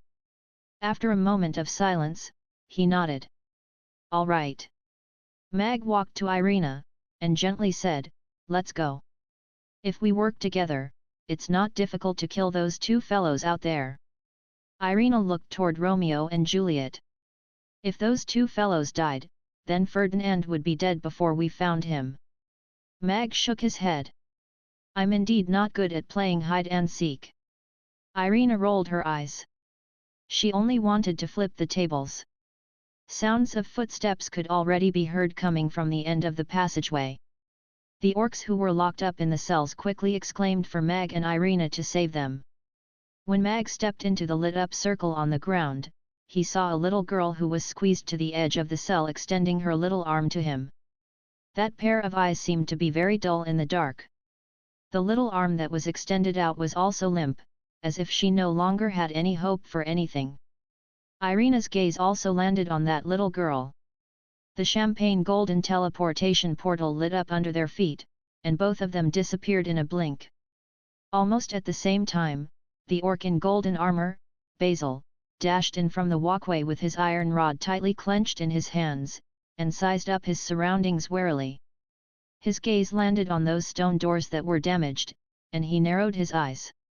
With his immense strength, it wasn't difficult for him to crush these stone doors. However, Daryl had placed inscriptions personally on these stone doors. Even if he wanted to damage them rapidly, he had to transform into his beast form. Meanwhile, these damaged stone doors didn't have traces of magic, nor were there any traces of powerful magical elements in the surroundings. Which meant the other party had terrifying power, and smashed through these stone doors with brute force, entering the dungeon with the most simple and direct method. The dungeon guards were all killed, and they died in a very direct manner too. They should have been smacked to death instantaneously with some kind of blunt object.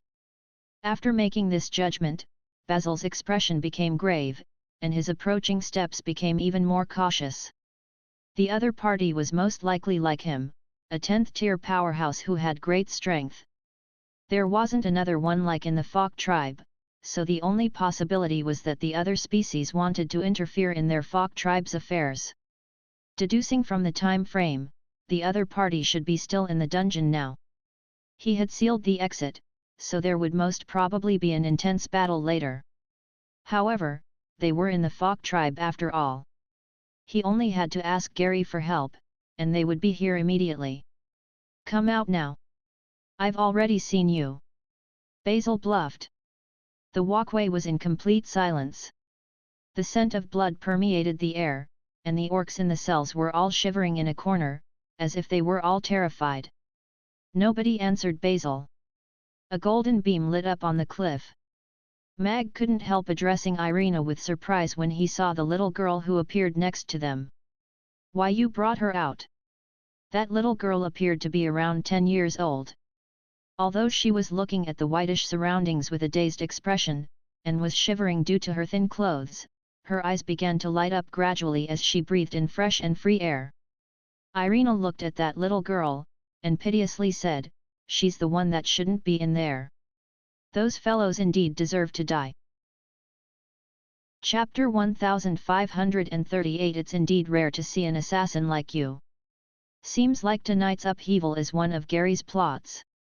He wanted to do a complete cleansing before the conferring ceremony, Mag said with furrowed brows. In this case, Ferdinand is most likely not held in the other prisons or dungeons. He's most probably in the palace. Should we attack the palace tonight? Irina's eyes glowed a little. We're not familiar with the palace, so we shouldn't sneak in. Moreover, the other party has at least 4 10th-tier powerhouses, so it's not a good idea to attack head-on. Mag shook his head. Then, are we just going to sit back and watch? Irina frowned. Connie should have already arrived by now. According to our agreement, she will come and look for us. We could give her the job of sneaking in and assassinating. She knows the palace better than any one of us. Is that really so? Perhaps, it's so. Mag suddenly lost his confidence. Since her bald master dares to let her out, we should give her a chance and place to prove herself. I don't believe that the hairless monk will let the disciple that he took in after his hair regrew go to her death. Mag chuckled. If I have guessed correctly, he should be following after Connie closely. No one could let out a disciple like her in peace. You've become treacherous. Irina looked at Mag. The world has changed. I like it. Main kitchen. Main kitchen. Where is the main kitchen? They usually sent my meals to the palace, so how would I know where the main kitchen is? Connie crouched on the top of a tree and poked her fingers aggrievedly. She didn't expect to get herself lost as soon as she got into the city. After staying on the tree for a while, and making sure that there was no way she could locate the main kitchen in the night with her eyes, she slid down the tree trunk, and grabbed an orc from a heated fight close by. I have something to ask you. I will let you go if you tell me properly, but I will kill you if you lie to me. Connie, who had covered her face, placed her 3 razor-sharp claws on that orc's neck. That orc felt the chill on his neck, and said in a quivering voice, I will tell you everything. Don't kill me, tell me. Where is the main kitchen? Connie asked coldly. Hey! That orc was obviously taken aback. Everyone that he met tonight had asked where young Master Ferdinand was. Why was she asking where the kitchen was? Perhaps this petite but ruthless orc in black simply wanted to have a meal? I will kill you if you don't tell me. Connie retracted her claws a little, and the sharp blade scratched his neck. I'll tell you. The main kitchen is in the west of the city. Walk westward along this road, and the biggest yard there is the main kitchen, that orc quickly replied. He was afraid to get killed out of the blue over a kitchen. Westward. Connie looked around her and pondered seriously for a moment. Then, she pulled that orc out from the wall, and pressed her claws against his back. Bring me there. That orc had an innocent expression. Why did all this have to happen to him? First, he was sent to quash those fellows who broke out of the prison, and now he was being kidnapped out of the blue. However, due to the bone-chilling coldness behind him, he had to bring Connie westward. She learned how to get someone to lead the way. That's a good start. Rex stood on a faraway wall, and nodded with satisfaction as he watched Connie hurry away as she made that orc lead the way. About 10 minutes later, that orc stopped in front of an alley, and pointed at a big courtyard in front of them. That is the main kitchen. Can you let me go now? There's a smell of food. Connie smelled and nodded with acknowledgement. After some thought, she removed her claws from that orc's back, and deliberately coldly said, "You can scram now." That orc immediately turned and ran after he heard her. He soon turned into an alley, and disappeared from her sight. "Why are you running so fast? I'm not going to kill you." Connie threw a glance in the direction where that orc disappeared with wonder before she walked toward the main kitchen. Everywhere in the Fok tribe was in a mess right now. She had no idea where or what she should do now, so she had to find Boss to get her mission first. Phew, that orc ran across almost half of the inner city and detoured around 7 or 8 alleys before he leaned against a corner of a wall and panted harshly. That woman earlier should have been Princess Connie, right? Pinkish white ears and a petite figure, there's no one else besides her in the Fok tribe. There was a hint of excitement on that orc's face. Her bounty is as high as 10 million copper coins. I'm going to make a report, and get someone to arrest her now. There's no need for that now. A tall and strapping black shadow appeared at the end of the alley, and walked to him slowly. Who are you? That orc asked nervously as he drew his broadsword hanging on his waist out in panic. I hate to waste my breath with the dead. That man appeared in front of that orc, and then gave him a punch. The broadsword shattered under the iron fist, and that orc's terrified face was also shattered at the same time. This lass is still too soft-hearted. Rex kicked that orc into a pile of rocks, and then left. Connie flipped over the wall and went into the kitchen agilely. She ran one round on the rooftop with light footsteps, and after deciding on a direction, she was about to dash over there. I say, where do you want to go? A deep voice spoke out. Whoa! Connie got a shock and her sharp claws sprung out. She only heaved a breath of relief after she turned to have a look. With surprise, she asked Mag, who was sitting on the rooftop, "Boss, what are you doing there? Don't you feel cold in the wind?" "Of course I am cold." Mag rubbed his hands as he stood up. He went up to the roof in the middle of the night because he was afraid that this fellow would get lost again. He was about to get off the roof, but he couldn't help curiously asking Connie, "Where did you go and look for us earlier?" "The kitchen." "Don't you usually stay in the kitchen?" "I'm a professional assassin, so I still have that little bit of judgment," Connie replied confidently with a smug "ain't I smart" smile on her face. "It's indeed rare to see an assassin like you." Mag nodded with a complex expression. He suddenly couldn't understand why Rex would take in this disciple. Was he really to tarnish his reputation in his old age? He wouldn't be surprised if she freaking killed her employer by accident. Chapter 1539. What a cute little bat. "Don't worry, everything will be fine." Mag quickly consoled her. She was originally the tribe's little princess, and she became a downtrodden assassin in the blink of an eye. Her loved ones were either killed or imprisoned. She had to have felt terrible coming back to this place again. "I felt the buildings and roads have changed a lot. I'm afraid I will get lost again," Connie said gravely. Mag choked on the words that he was about to say. He only managed to clear his throat after a while, and said, "It's fine. Take things slowly." "Oh, yes. Do you all know where my brother is imprisoned? I want to go and save him tonight." Connie asked Mag with concern. "We have already been to a secret dungeon tonight. Your brother was held there before, but it's a pity that he had already been transferred out when we arrived. Meanwhile, the other prisons were also attacked tonight. This should be Gary's plot to eradicate the last batch of orcs who are loyal to the former chief. Hence, your brother is most probably in the palace right now, Mag told her as they continued walking forward. The palace. Connie halted and her eyes lit up. That is the place which I am most familiar with, including all its secret passages and dungeons. I hid in them when I played hide and seek with my brother when I was young. I will go and rescue him right now. He's right there, so what's the hurry? Mag grabbed Connie, who was about to turn and leave. He said, Gary is in the palace right now, and there could be another 2 or 3 10th tier powerhouses with him. Are you able to kill them all? I am very professional. Connie opened and then closed her mouth. She was obviously not very confident. Come here, we need to make a detailed plan. Mag opened the yard's side gate, and pulled Connie into the big room in the center. In the room, everyone had changed into black camouflage clothes. Including Camilla, who had returned from her failed investigation, everyone was present. Big Sister Connie, did you get lost on your way home too? Amy asked Connie curiously.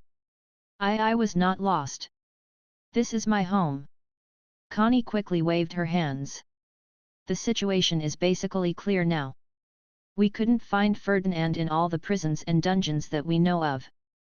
Right now, there are more than 500 people trying to attack the prisons and rescue Ferdinand, causing the current chaos. Mag took out a Fok tribe's map. The few prisons that were still involved in fighting were marked with a red pen. He used a pen to point out the palace in the center of the inner city, and said, Now, this is our target. We have to sneak into the palace to search for the possible locations where Ferdinand could be imprisoned, and rescue him while making sure that we're safe. Camilla slumped in a chair lazily as she asked Mag, I just made one round at the periphery of the palace. There are at least 3 10th tier powerhouses in there, 2 of them are even magic casters. It's not an easy feat to bypass the cordons that they set up and sneak into the palace to rescue a person. How are we going to achieve that?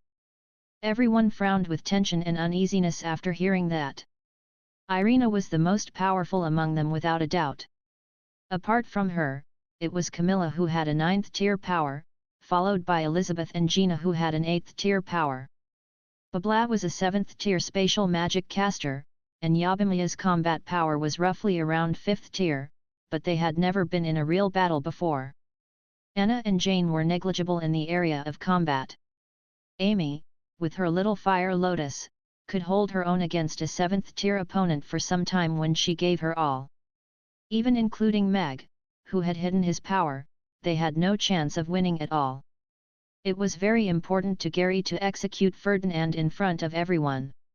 It meant the end of an era, and also signified that the Fok tribe had entered into his era formally.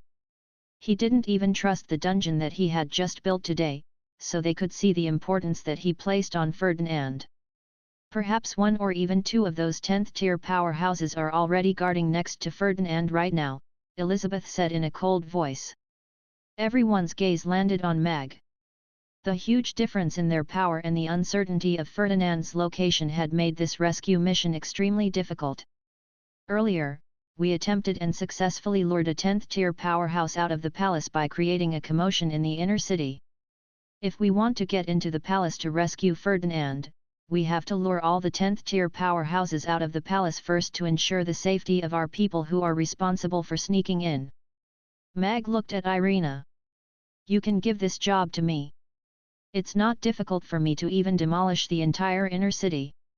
Irina nodded with a relaxed expression before continuing, however, I cannot promise that all those fellows will be lured out of the palace. Mag looked at Bablat. Bablat, I need you to set a single-use instantaneous teleportation portal between the interior of the palace and the canyon 10 kilometers away.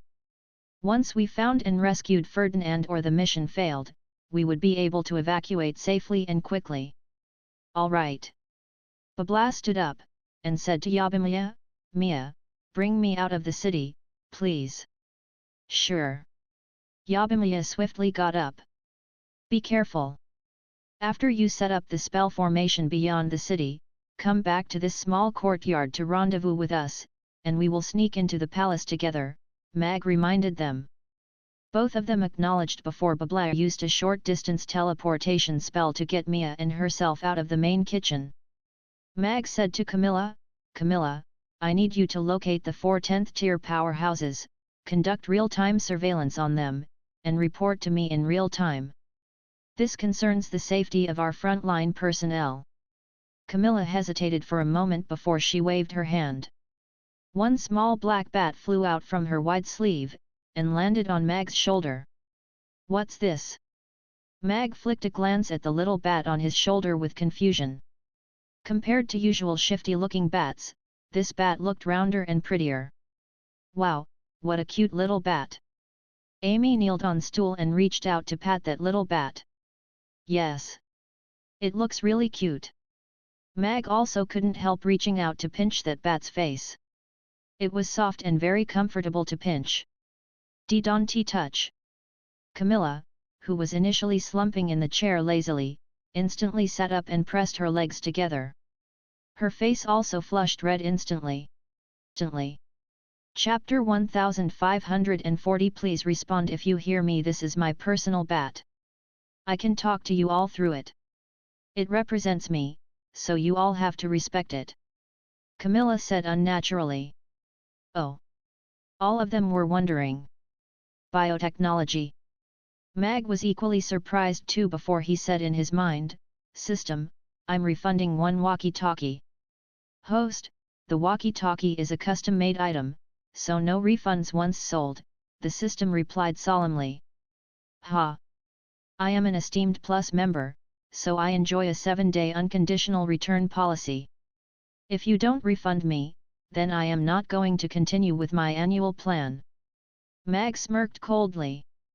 The system was silent for a long time before a merchandise credit slip slowly moved across Mag's mind. One custom-made walkie-talkie, 1,499 copper coins. Mag looked at that bat, who looked a little obtuse, and used a finger to poke its armpit as he doubtfully asked, "Is this personal bat stable?" Camilla shot up from her seat immediately and clenched her right arm instinctively as she walked to the window. She said with an unnatural expression, "I'm setting off now." Camilla stopped next to Mag, and gravely warned him, "And, I am warning you again.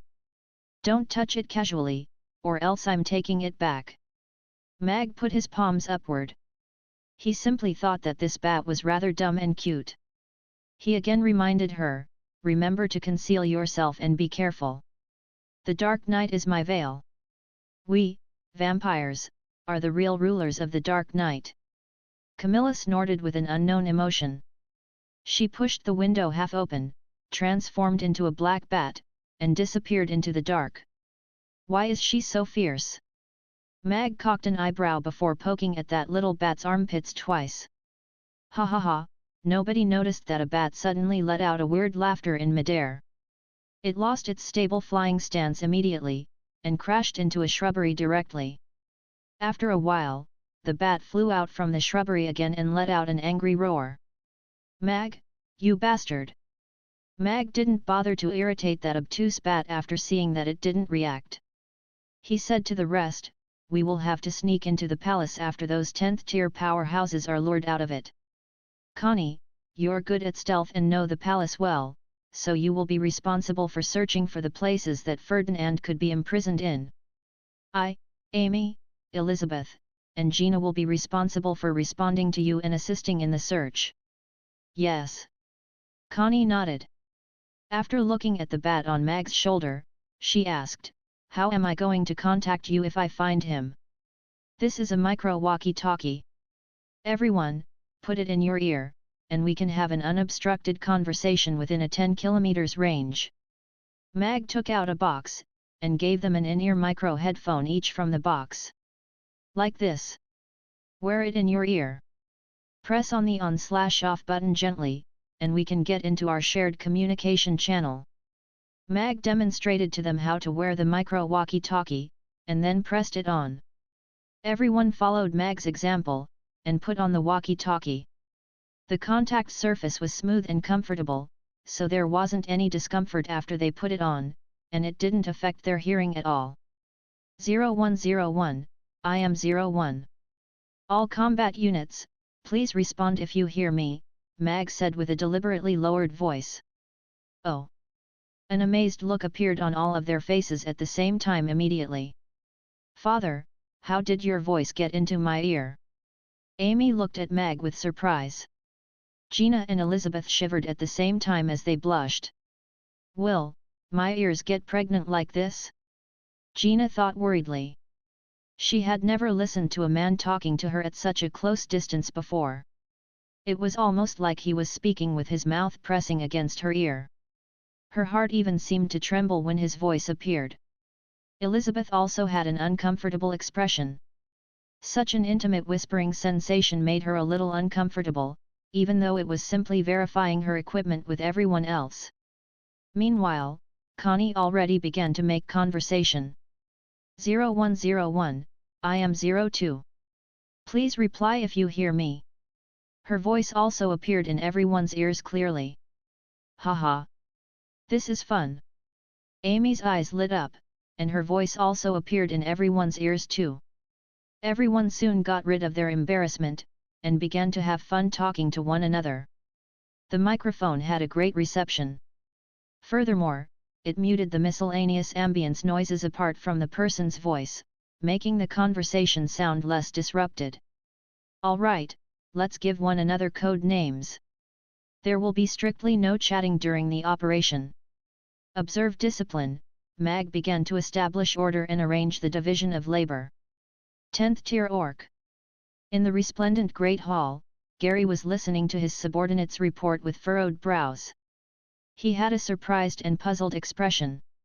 Daryl, wearing soft black armor, got up, and said, Chief, since Basil already had him trapped in the dungeon, should Kurt and I go there together as well to apprehend him? The orc with a scar on his fleshy face also got up, and angrily said, How dares he make trouble on the night before the chief's conferring ceremony? He is disrespecting the Falk tribe. We will catch him and execute him together with that kid Ferdinand so they will know that our Falk tribe is not meant to be trifled with. Gary frowned, still deep in thought. Right then, a huge bang came from the south. What's that? The three of them in the hall were shocked. This disturbance was as loud as the previous one. A guard rushed in very soon. He knelt on one knee, and nervously reported, Chief, all the guards and the reinforcements sent to the prison in the city's south were annihilated by a mysterious person. No one survived. What? Gary raised his voice. Perhaps there are more than one 10th tier powerhouse. Shock could be seen on Daryl's and Kit's face at the same time. The prison in the south of the city was the Falk tribe's largest prison. It held a lot of prisoners, and the majority of them were the former chief's followers and family members. Many of them would be executed at tomorrow's conferring ceremony. That was also the largest trap that they set. They let out news that Ferdinand was being imprisoned there, and then arranged for a troop of powerful reinforcements to mop up most of the troublemakers. The ones who led the operation were even two 9th tier magic casters. And such an elite force was annihilated right under their noses. Daryl, Kurt, bring our people to the prison in the city's south, and kill all those attacking and escaping fellows. Gary ordered with a sinister expression. Yes. The two of them acknowledged together, and then strode out. Where did all these fellows come from? Perhaps Oster wants to change his mind. Gary paced 2 rounds in the hall before he went to press a block of wood that was protruding out from the side of his throne. The throne began to turn toward inward, and revealed a narrow passageway. Gary strode in. Chapter 1541 in action. He alone could go against 1,000 opponents. The scariest part was that after the end of the fight, the orcs in black just watched the man disappear into the distance without having seen his face clearly. He only left them with a sentence. Connie told me to save you all. It's Princess Connie. Princess Connie did not die. She's back with formidable help. Everyone suddenly let out cries of surprise and joy after being stunned for a moment. All this while, there had been news that Princess Connie had been killed, and therefore young Master Ferdinand was the chief's only child left. They didn't think that Princess Connie even found such a formidable helper to reinstate the Fok tribe instead of dying. Now that the prison was destroyed, the orcs that were held captive could escape with the help of the orcs in black. Little fellow, I can only lure these old things out so you have some more space. Rex rushed towards the noisy battlefield. These orcs might be a little stupid, but they were still the building blocks of the future government. He had to save some of them. He had always been good at killing. Of course, after staying in Basti prison for more than 100 years, he was no longer so temperamental. However, the moment he set foot on this piece of land, his blood started to boil with passion. He wanted to kill. He longed to kill. This piece of land was her hometown. He once set foot here and sat by the cliff to watch the sunrise. And at that time, she was sitting somewhere not far away, watching him quietly. She was a kind lady. She should not have passed away so quietly just like that. He had to kill these people. These people drove her to her grave. There were too many people here, all of them looking abhorrent, so the only thing he could do to calm his raging heart was to kill them. Just as Mag was about to set off, the black bat that had been sitting quietly on his shoulder suddenly spoke, and Camilla's voice came out from it. There is an intense fight in the city's southern region. 2 10th-tier powerhouses came out from the palace, and they are rushing to the southern side with people with them. Mag was a little surprised. Irina had yet to set out, so this sudden movement seemed a little strange. Could it be that the hairless monk has already taken action? That was the only method that Mag could think of that could successfully lure the 2 10th-tier powerhouses out. If that's the case, we should get started too. Mag smiled. With the hairless monk's participation, the difference in capabilities between both sides narrowed down. Then I'll go to the city's western region to loiter around. I'll try to get close to the palace. If you meet with any danger, I'll rush over immediately, Irina told everyone. She stood up, and a large spell formation that was almost the size of the entire room appeared underneath her. With a flash of light, everyone in the room disappeared, and the fire on the oil lamp on the table also went out. Mag and the rest could only see a flash of light, and they were already outside a grand and imposing palace. When you run into danger, give me your location, Irina told Mag again before disappearing. Mag looked at the palace that gleamed as the fire lit it up. He squinted slightly. There was a light shield 3 meters away. It was like a bowl cupped downwards, covering the palace. Follow me. I know how we can avoid all the traps and sneak in through the protective shield. Connie rushed over and beckoned everyone over. After that, she went into the bushes on the left. Let's go. Mag was the first to follow behind Connie. This was her house, after all.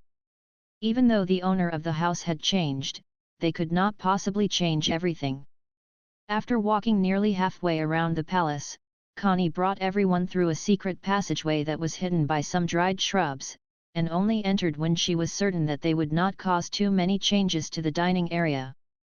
Doesn't this place look like a hole for little dogs? Amy asked softly. Everyone had a strange expression. That was what they were worried about too. The cats we rear in the palace would occasionally go in and out through this hole. We do not have dogs in the palace, Connie explained. After that, she walked towards the hole, and said, I'll go in first. We can communicate via the walkie-talkie if there's anything important. Everyone saw Connie disappear into the passageway very quickly. They hesitated for a while, and also went ahead through the tunnel. The other side of the passageway was an inconspicuous tree hollow. This passageway brought them into the palace without causing any changes to the protective shield. Mag looked around, and could quickly pinpoint their location based on some landmarks. This should be the garden. There's no rush to go in deep. We can start our operation when Gary is also lured out. He told everyone to calm down, stay put, and wait for instructions. Irina's and Rex's operation had already successfully lured 30 powerhouses away. Once Gary couldn't take it and left the palace, they would be able to search the place freely. The strong magic waves from the western region quickly spread over. Even at the palace, Mag and the others could clearly feel how terrifying the impact and the strength of the initial wave of shock must have been. There are even 10th tier powerhouses. In the passageway to the secret chamber, Gary paused in his tracks and looked to the west as though he had a premonition. His gloomy face changed a little as he pondered deeply for a while. He turned around decisively and walked towards the exit. "Send my orders out. Get Basil back to the palace," Gary ordered once he returned to the hall. "Yes." A loud response came from outside the hall, and 2 orcs quickly left after receiving the orders. "You want to lure me out so that you can come in to search the palace, eh? I do want to see if you can snatch him away from me," Gary scoffed, and turned back towards the passageway. The interior of the passageway was adorned with luminous gemstones. The gentle lights from the stones lit up the 10-meter-long passageway which led to a spacious room. A young orc was sitting by the table. In front of him was a boiling pot of tea. "Someone's here to save you," Gary said sarcastically as he sat in front of the young orc. "I didn't think that there would still be people that would come to save me." The young orc laughed in self-mockery. He suddenly coughed violently twice, and quickly used the white handkerchief in his hand to cover his mouth. He slowly tightened his grip on the handkerchief as a spot of red started spreading outwards. "Are we going back straight to the palace?" Mag frowned. This was a little different from his plans. "They might have already seen through our target." Elizabeth waved her hand, and several crushed ice crystals flew in all directions to form an ice screen in front of everyone. Scenes from several places appeared on sections of the ice screen, just like on a big screen displaying scenes taken from several surveillance cameras in a monitoring room. They could see that the level of defense had increased rapidly from the various screens, and there were more patrolling troops. The entire palace seemed to have gone into defense mode.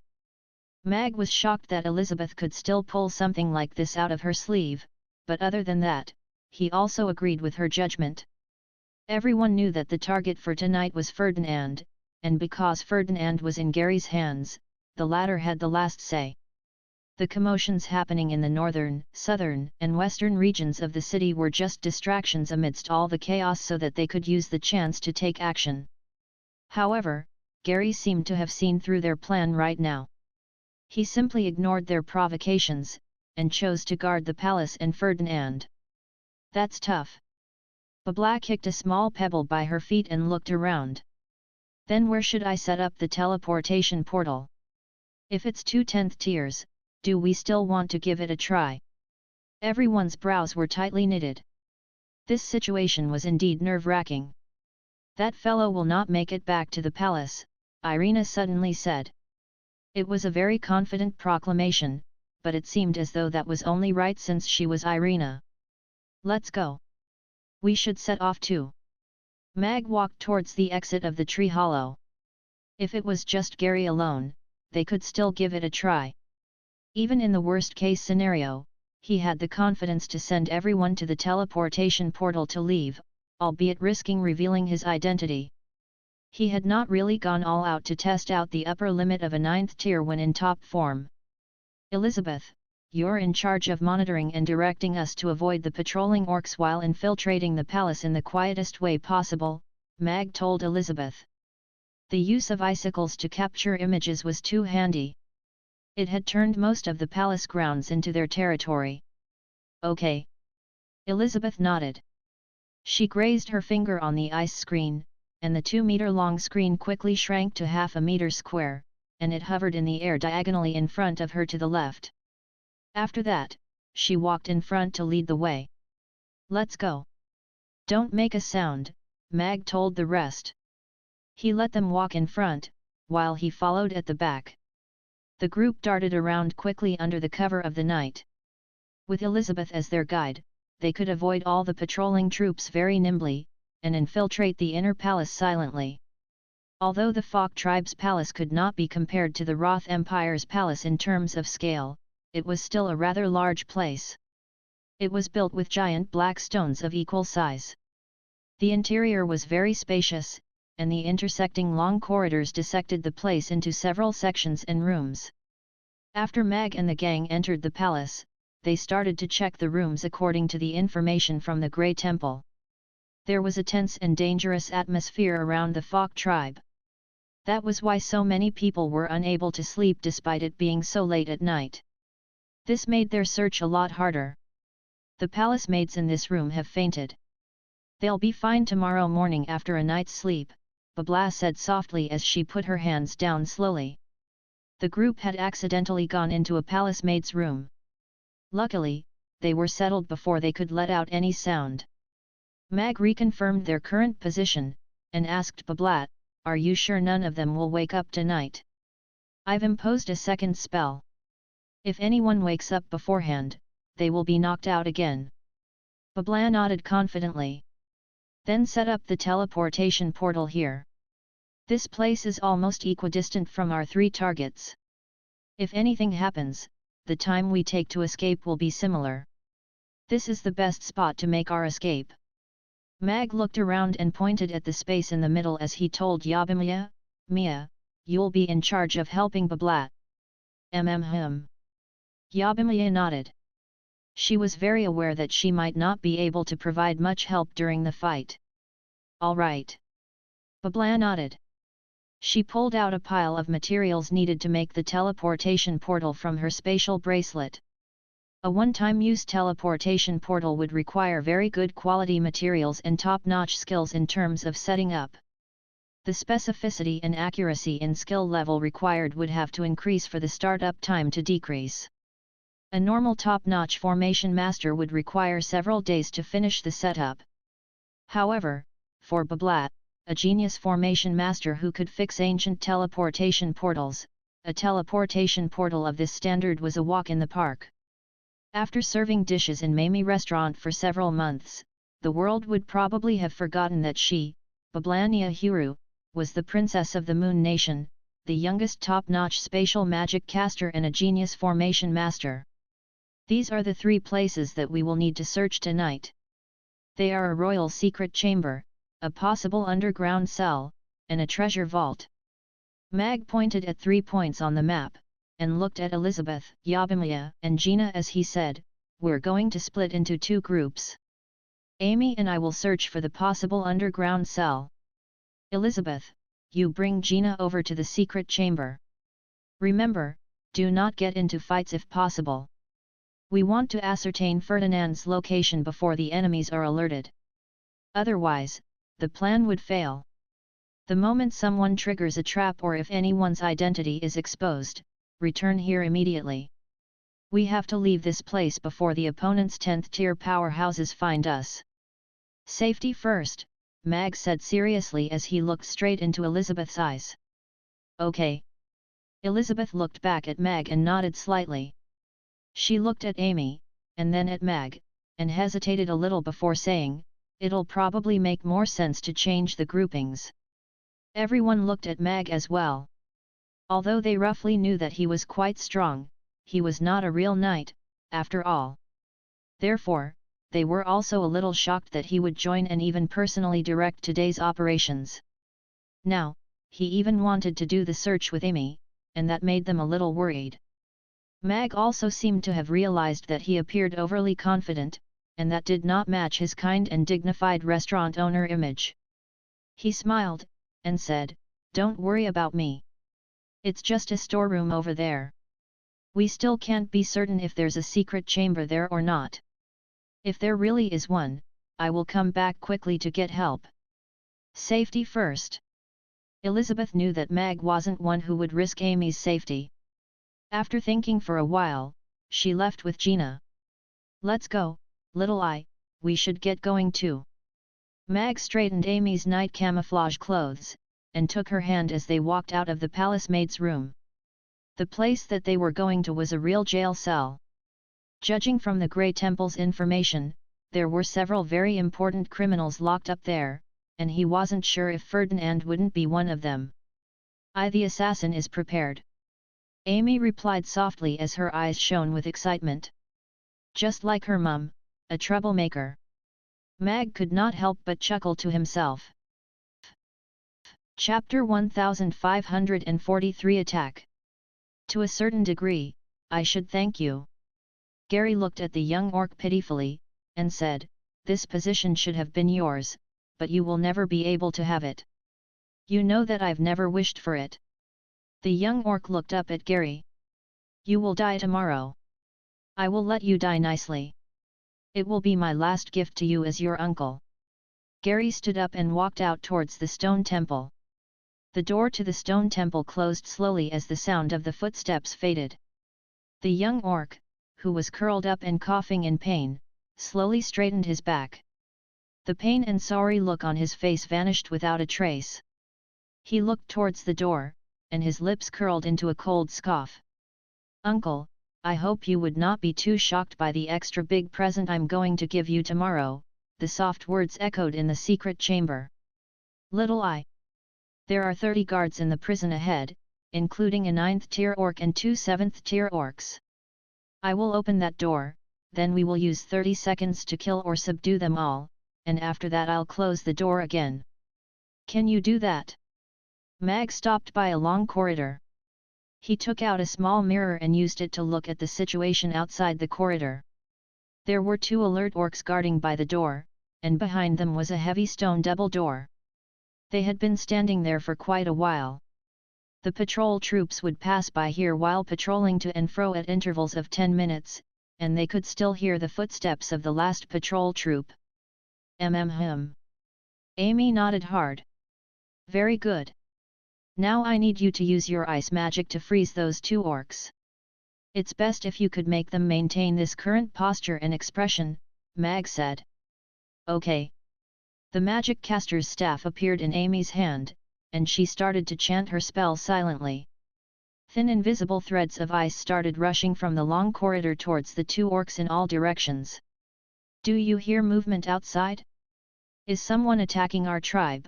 An orc asked softly. Don't worry. The Fok tribe is the 2nd largest orc tribe, and Chief Gary is invincible.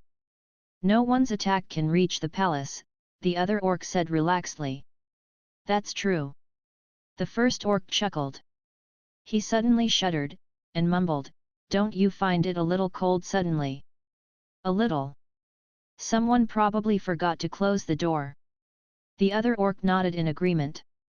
Just then, a slightly unstable and extremely cold realm started forming in the area where the 2 orcs were. Before they could even react, they were turned into ice statues. Settled. Amy put her magic caster's staff down, and the chill subsided. She happily said, I've frozen them. Let's go. Mag looked at the 2 frozen orcs, and brought Amy to the prison. The 2 orcs guarding the door were only at the 5th tier. They stood stiffly in front of the stone door, and it was impossible to tell from the outside that they'd already been frozen. It was enough to trick the patrolling troops tens of meters away. Little I, after we get through this door, you will be responsible for slowing them down, and preventing them from making any sound. Leave the rest to me. Mag pressed gently on the dented part of the stone door, and a bluish-green light lit up. The light surrounded Mag's palm, and the stone door gradually opened inwards. All right. I will do my best to cooperate with you. Amy nodded obediently. She raised her magic caster's staff again, and chanted a spell softly. The highest tier warning order had been disseminated to every part of the palace, and the only openly set-up prison in the palace naturally received the order too. The warden, Yuri, kicked the prison guard who was leaning against the wall sleeping, and only felt better after waking all the prisoners up with his shouts and screams. There were quite a lot of prisoners locked up here.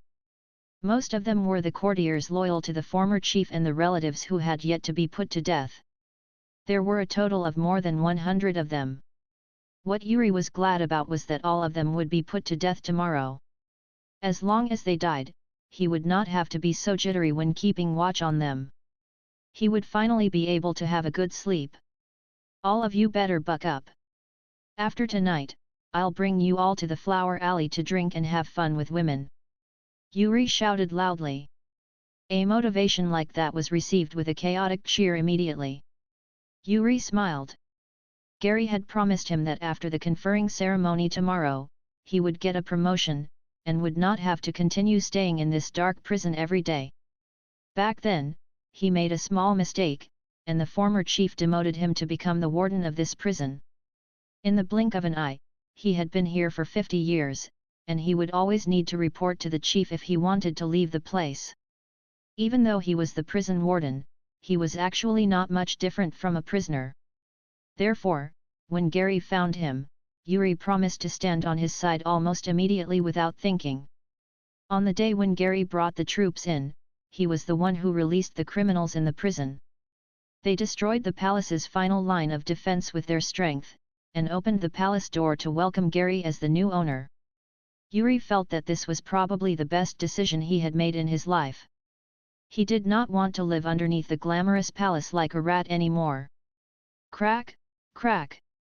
The prison door opened inwards slowly. Everyone looked towards the door in shock all at once. Other than the warden, the only people who could open the prison door from outside were the chief and his special envoy. It was so late at night. Could the chief have some other orders? However, when they saw the silhouettes of an adult and a child standing at the door, they were all shocked. Now! Mag spat the word out coldly, and he was already moving as fast as a cheetah, heading towards Yuri.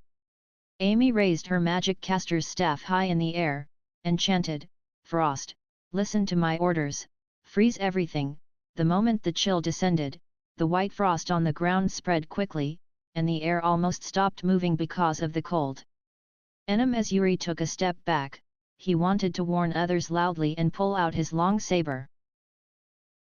Chapter 1544 Father, is this a flying sword? At the same time, a sword landed right in the middle of his face as he watched in horror. Blood and an unknown substance squirted out in all directions. Yuri's body, without half of his head, fell gradually to the ground. He did not even have the time to finish his words. "Sir!" The prison guards all stared in disbelief. The best swordsman in the Fok tribe was killed before he could even block an attack. However, they did not have time to make a sound, for that man in black turned towards them immediately after killing Yuri. The warden was killed in a single blow, but that did not quench their desire for survival. They pulled out their swords and sabers, while a low chant sounded in the background. This was the underground prison beneath the palace, after all. As long as they made a loud enough commotion for the chief to detect, no matter who this fellow was, he would be a gone case. And no matter how powerful this man in black was, he was just one person. However, the temperature in the prison seemed to have gone down by a lot. The air seemed to have come to a standstill as though it was frozen. This also made it difficult for them to move. Just then, the man in black flung his long sword out. The long sword flew out and glimmered, reflecting the light from the oil lamps. It went one round around the long prison corridor at a terrifying speed, and landed back in Mag's hand. Blood dripped from the tip of the sword as the heavy stone door closed slowly behind them. At that moment, all the prison guards stared wide-eyed in horror as they fell limply to the ground before losing all signs of life. How impressive! Amy's mouth was wide open as she watched Mag keep his sword. Her little face was filled with shock and admiration. Amy could not help but curiously ask, "Father, is this a flying sword?" "This is a kind of sword technique," Mag answered with a smile, and did not go on further. He reached out for a torch on the wall, and walked towards the jail cells. The commotion caused by the fight and the pungent smell of blood in the air around woke the sleeping prisoners. The prison guards that had always verbally and physically abused them were all killed. Was the scoundrel, Gary, executed? I knew it. The one who killed our leader would never become the chief. Even Flurkin would not agree to it. The prisoners all rushed to the door of the cell excitedly. "I am here to save young Master Ferdinand." "Is he here?" Mag asked in a low tone. The prison fell quiet for a moment before someone exclaimed, "Could Gary still be in control of the outside world?" Terror overwhelmed them once again, and some even begged Mag for help. Is young Master Ferdinand held captive here? Mag repeated, ignoring the orcs who were begging him to save them. Young Master Ferdinand is not here. Young hero, please save him. The Fok tribe depends on him. If he dies, the lineage of the old chief will be broken, an old orc pleaded after squeezing his way to the front. Isn't there still Princess Connie? Mag said with a frown. Young Master Ferdinand is the only one because Princess Connie cannot inherit the position, and cannot become chief. The old orc shook his head. Since he's not here, bye. Mag kept his sword disappointedly. He threw the torch aside, and took Amy along with him as they walked toward the stone door. Save me! Please save us! The orcs started to scream for help frantically. They'd already heard about the execution tomorrow countless times. Right now, they were clinging on to the last lifebuoy. Another peep, and I'll kill all of you too, Mag said coldly. The prison suddenly became dead silent. The stone door opened slowly, and Mag brought Amy out as the stone door closed again slowly. The two ice statues at the door were still standing tall. If nothing went wrong, they would only find out that something happened in the prison during the shift change. Location 2 is out. There's no dungeon here, Mag said to the walkie-talkie in a deep voice. Location 1 is out. There are only 3 orcs in the dungeon here, and their physical appearance is too different from Ferdinand's. Elizabeth's voice came from the walkie-talkie quickly. Gather at location 3. Mag held Amy's hand and turned into a passageway at the side. Just after they left, a patrolling troop walked past where they were. Who are you? How dare you cause trouble at the Fok tribe? Basil, who was injured in several areas, looked around with frustration and anger. He was stopped and attacked by an unknown person on his way back to the palace. The opponent was so fast and strong that he didn't manage to get a clear look after exchanging several blows. Most of the stone pillars around had fallen, and the crushed giant stone was the best evidence of the intensity of the battle. There was no reply. His only reply was a giant stone the size of half a human. Basil waved his black metal rod, and smashed that giant rock into tiny stones raining down. And just at that moment, a long leg came thrusting down amidst the dust and stones, kicking Basil away. Darn! Have a battle with me openly if you have the guts. Basil howled angrily after he jumped out from the pile of stones. All was still other than the wind rustling the tree leaves in the distance, as though it was mocking him. Who are you? How dare you kill a Fok tribesman? Daryl and Kurt held on to Rex, looking and hurling curses at him. Who am I? Is that important? Rex laughed in a self-mocking way. It's no longer enough. I don't care who you are, you have to die here tonight. Daryl raised his magic caster's staff and started chanting a spell. A deep blue glow started forming at the tip of the staff. Kurt pulled out his double knife again, and rode towards Rex on his magic beast. That sounded a little familiar. Rex shook his head. Instead of retreating, he went ahead and clashed head-on with Kurt. He did not have any weapons with him. He lifted his arm, and landed a punch right on that black magic beast's head. The blade of the knife grazed his head, while his iron fist landed a solid blow on that magic beast's head.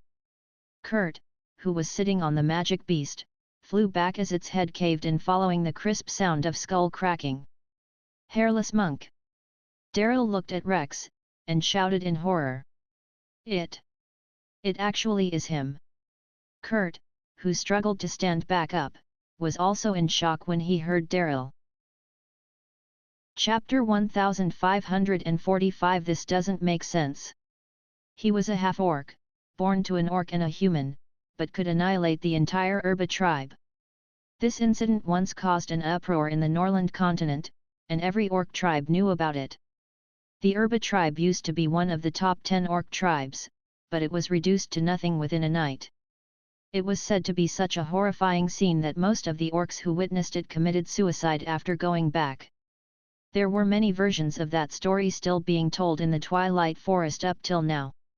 And the hairless monk's notoriety spread across the Norland continent after that particular night as well.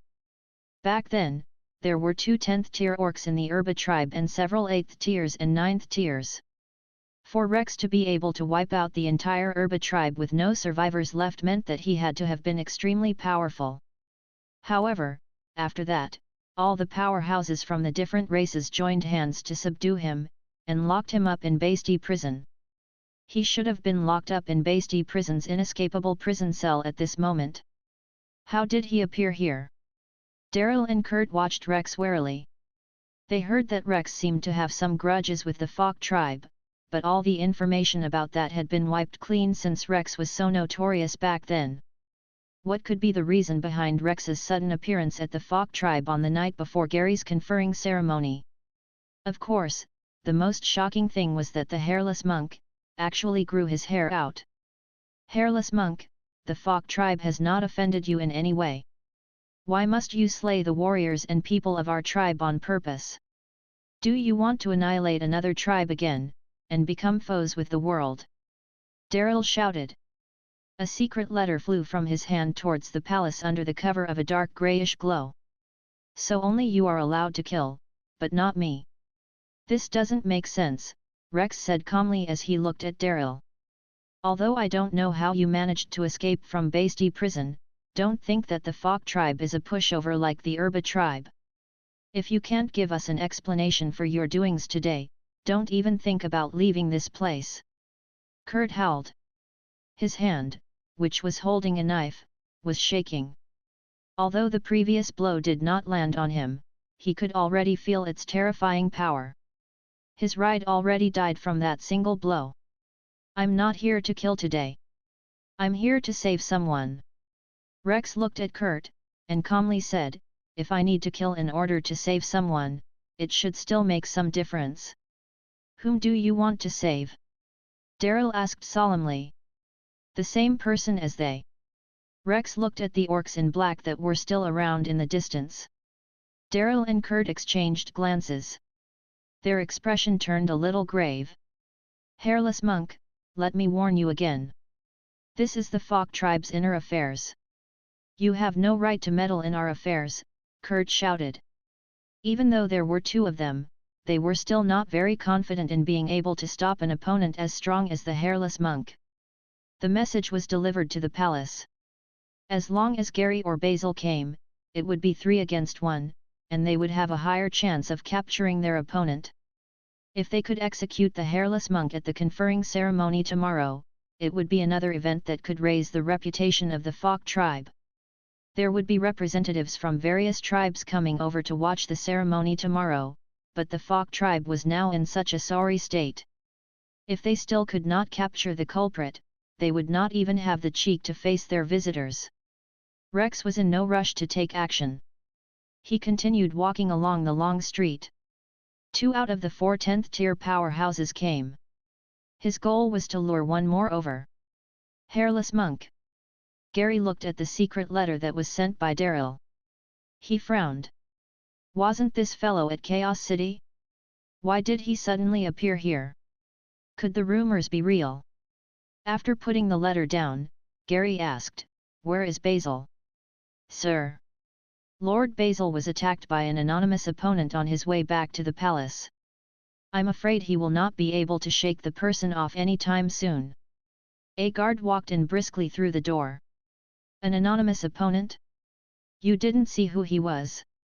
Gary's brows were knitted even tighter together. No, sir. He moved too quickly, and no one could tell who was the one who attacked Lord Basil, not even Lord Basil himself. That guard's forehead was filled with perspiration. A hairless monk and an anonymous 10th-tier powerhouse. I didn't expect my good-for-nothing nephew to be so popular. Gary stood up slowly.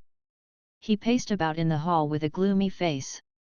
Chief, after this sudden attack, the Falk tribe is in ruins. When the representatives from the other tribes arrive tomorrow, I'm afraid they would think that we're a pushover if we can't even capture one of them, and that would be a blow to our prestige, said an advisor who was dressed in black as he took a step forward. Whoever tries to ruin my joyous occasion has to be prepared to pay the price. Gary stopped in his tracks. His gaze became sharp and cold. With a wave of his hand, he said, "Fetch my prized saber. Let me go meet that hairless monk." Gary quickly put on his gold and silver armor. He picked up his jewel-studded long saber, and took large strides out. That advisor stood by the door of the hall for a while, and watched Gary ride off on his horse before turning around to walk towards the huge throne. "I've only been away from home for a few months, and so much has changed." Connie walked around the palace with gentle steps. Her pinkish-white ears shivered slightly, picking up sounds that could warn her of approaching enemies. She weaved around the palace stealthily, just like a black cat moving in the dark. However, as she walked, her confidence slowly disappeared, and her heart became heavier. It was a familiar yet unfamiliar scene. She could not help but recall the night where fire and blood terrorized the place. She was still asleep then, but was quickly woken up and brought away by the guards in a hurry. The rebel army slaughtered everyone in the palace, including the young palace maid that grew up with her. To ensure her safe escape, her father was surrounded and died. There were also the guards who threw themselves at the rebel army fearlessly. Those memories that she tried so hard to forget still came flooding back. The dim passageway suddenly became a little cold, and Connie unknowingly quickened her pace as she started searching for possible places where her brother could be locked up in. However, her brother was not in any of those places that she once hid in. Grandma's room. Connie stopped in her tracks when she reached the end of the corridor. She looked at the room with run-down doors and windows in front of her. She hesitated for a while, and quickly went in. The huge room looked as though a burglar had broken in. The beautiful ceramics that her grandmother treasured and kept lay on the floor in broken pieces. The wooden stands where those ceramics were put on were all taken away, along with anything valuable in the room. Even though she was stepping on the broken ceramic pieces, Connie did not make a sound. Connie looked around the empty room, and her gaze stopped at a beam a section of cloth was still hanging from. Her eyes reddened all of a sudden. Because the world outside is far more interesting than the tribe, and the people out there are far more interesting too. But I'm afraid I will get lost. Don't worry. One day, you will meet that person who will always find the way for you. Then, you have to grab him tight. Why? Is he a thief? Haha. Yes, he's a thief. A thief who steals the heart. The cold moonlight was cut into gentle strips by the window, and landed on the floor that was full of shattered porcelain. Connie seemed to have seen her grandmother, who used to sit next to the window with her on her lap, and talk to her about the world out there and counting stars. She still hadn't found that person who could always find the way for her, but her grandma was already gone. The shattered porcelain shards were razor sharp. She could no longer see the warm and exquisite room. That bunch of robbers took everything that they could take with them. Connie walked to the crushed wardrobe, and bent over in an attempt to pick up a piece of porcelain, but her gaze landed on a tiny piece of cloth that extended out from the wardrobe. What's this? Connie reached out to grab a corner of that piece of grey cloth, and lifted that wardrobe to pull it out. The dust flew up. On that piece of uneven cloth, there were 2 lines of messy words written with dark red blood, and the scent of blood was still on it. However, Connie already didn't care about that now. She stared at those words on the cloth with shock and disbelief in her eyes. Connie, stay away from Ferdinand. Stay away from him. Go far, far away and never return to this place again. Although the handwriting was a mess, Connie could recognize that was her grandmother's handwriting. The fresh blood seeped through the cloth. What could have made the usually calm and collected grandma leave such a line of words as her last words in a panic? Connie looked at those words, and she was suddenly plunged into a huge fear. Ferdinand, her elder brother. The elder brother who was closest to her in this world. But now, her grandma wanted her to stay away from him and the Falk tribe. Why was she asking her to do that? What deeper meaning was hidden in these words? Why did their grandma want her to stay away from her big brother? Connie didn't have the answers. Her body became colder as she looked at those dark red words. She tried her best to escape from the Twilight Forest, and ran to Chaos City. She wanted to go to sleep forever after falling to the ground numerous times. Her only faith was to survive and then return to rescue her brother after she became stronger. Now, she had already become strong, and had the help of her friends. She had already returned to the tribe and the palace. She was only perhaps one step away from rescuing her brother. But she had found the last words that her grandmother had left for her now. In this world, no one was nicer to her than her grandmother. Even her parents didn't treat her like her grandmother. Therefore, she couldn't ignore these last words that were specially written for her. Yes, the diary. Grandma's diary. Connie suddenly remembered one important clue. Grandmother had a habit of writing a diary. She noticed that Grandma would write in a diary every now and then ever since she could remember things. Perhaps she could find related information there. Her diary. Connie's gaze swept around the room, and then she quickly strode to where the wooden bed was.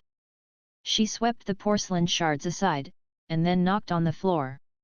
She heard a different sound that came from a wooden floorboard, so she extended her razor-sharp nails out a little, and pried that floorboard up. It was a small secret compartment underneath that floorboard. There were 3 dark yellow parchment booklets that were wrapped with exquisite silk in there. They weren't found. Elation flashed across Connie's face as she carefully took the 3 thick diaries out from the secret compartment. She had seen her grandmother put these diaries in there when she was young, but her grandma had never let her read what was written in them. The bloody message left by her grandma made her lose her ability to think for a moment. She didn't know what to do. If she chose to let things go, then her big brother would most probably be executed tomorrow. But she strongly believed her grandma would never harm her. The latter even thought of leaving her this bloody message during the rebellion. She had to have had her motive, or she saw or knew something, and wanted her granddaughter to avoid that. Connie had to look for the answer. Otherwise, she couldn't convince herself to leave and watch her big brother being executed.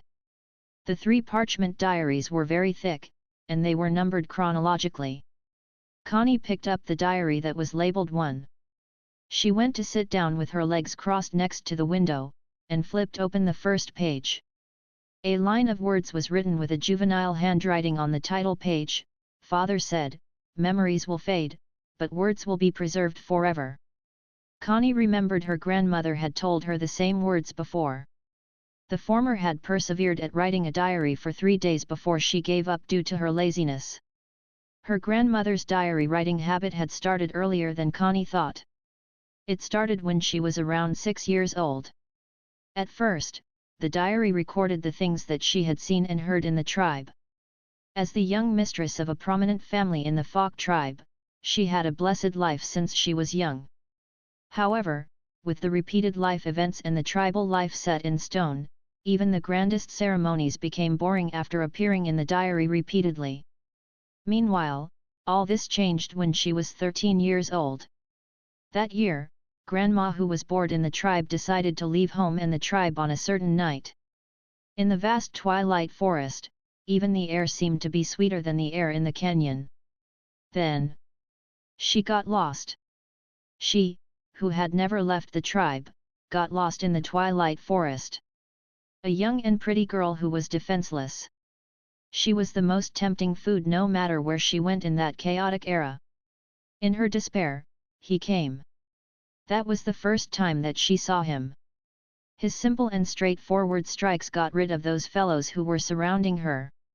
However, he left before she could even thank him.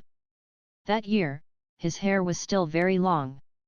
His lean figure, slightly curly long brown hair, and sad eyes all made her heart ache for him, but they mesmerized her at the same time too. After that, she followed after him for years. She went on a journey to search for him. He was obviously near, but she always had difficulties seeing him. However, every time when she got lost and almost burst out in tears, he would always appear inadvertently, and then lead her out with a disdainful look. He would only disappear again after he got her to a place where there were people around. Connie could almost see the excited maiden who was happy about their reunion again and the maiden who was melancholic about their separation from the chirpy and light words. And then, he became increasingly powerful, and his hair became increasingly sparser. He gained a nickname, Hairless Monk. Master. Connie was so shocked that she almost threw the diary out. They had never told each other their feelings. Even their conversations were limited. Every conversation was recorded in the diary in detail, even his mannerisms and tone of voice, as if she was trying to remember his voice and looks. Her grandmother was lowly and humble. But she was doing all this happily and blissfully, as if she was chasing after her faith. Connie had heard her grandmother talk about the hairless monk when she was young, and more than once at that.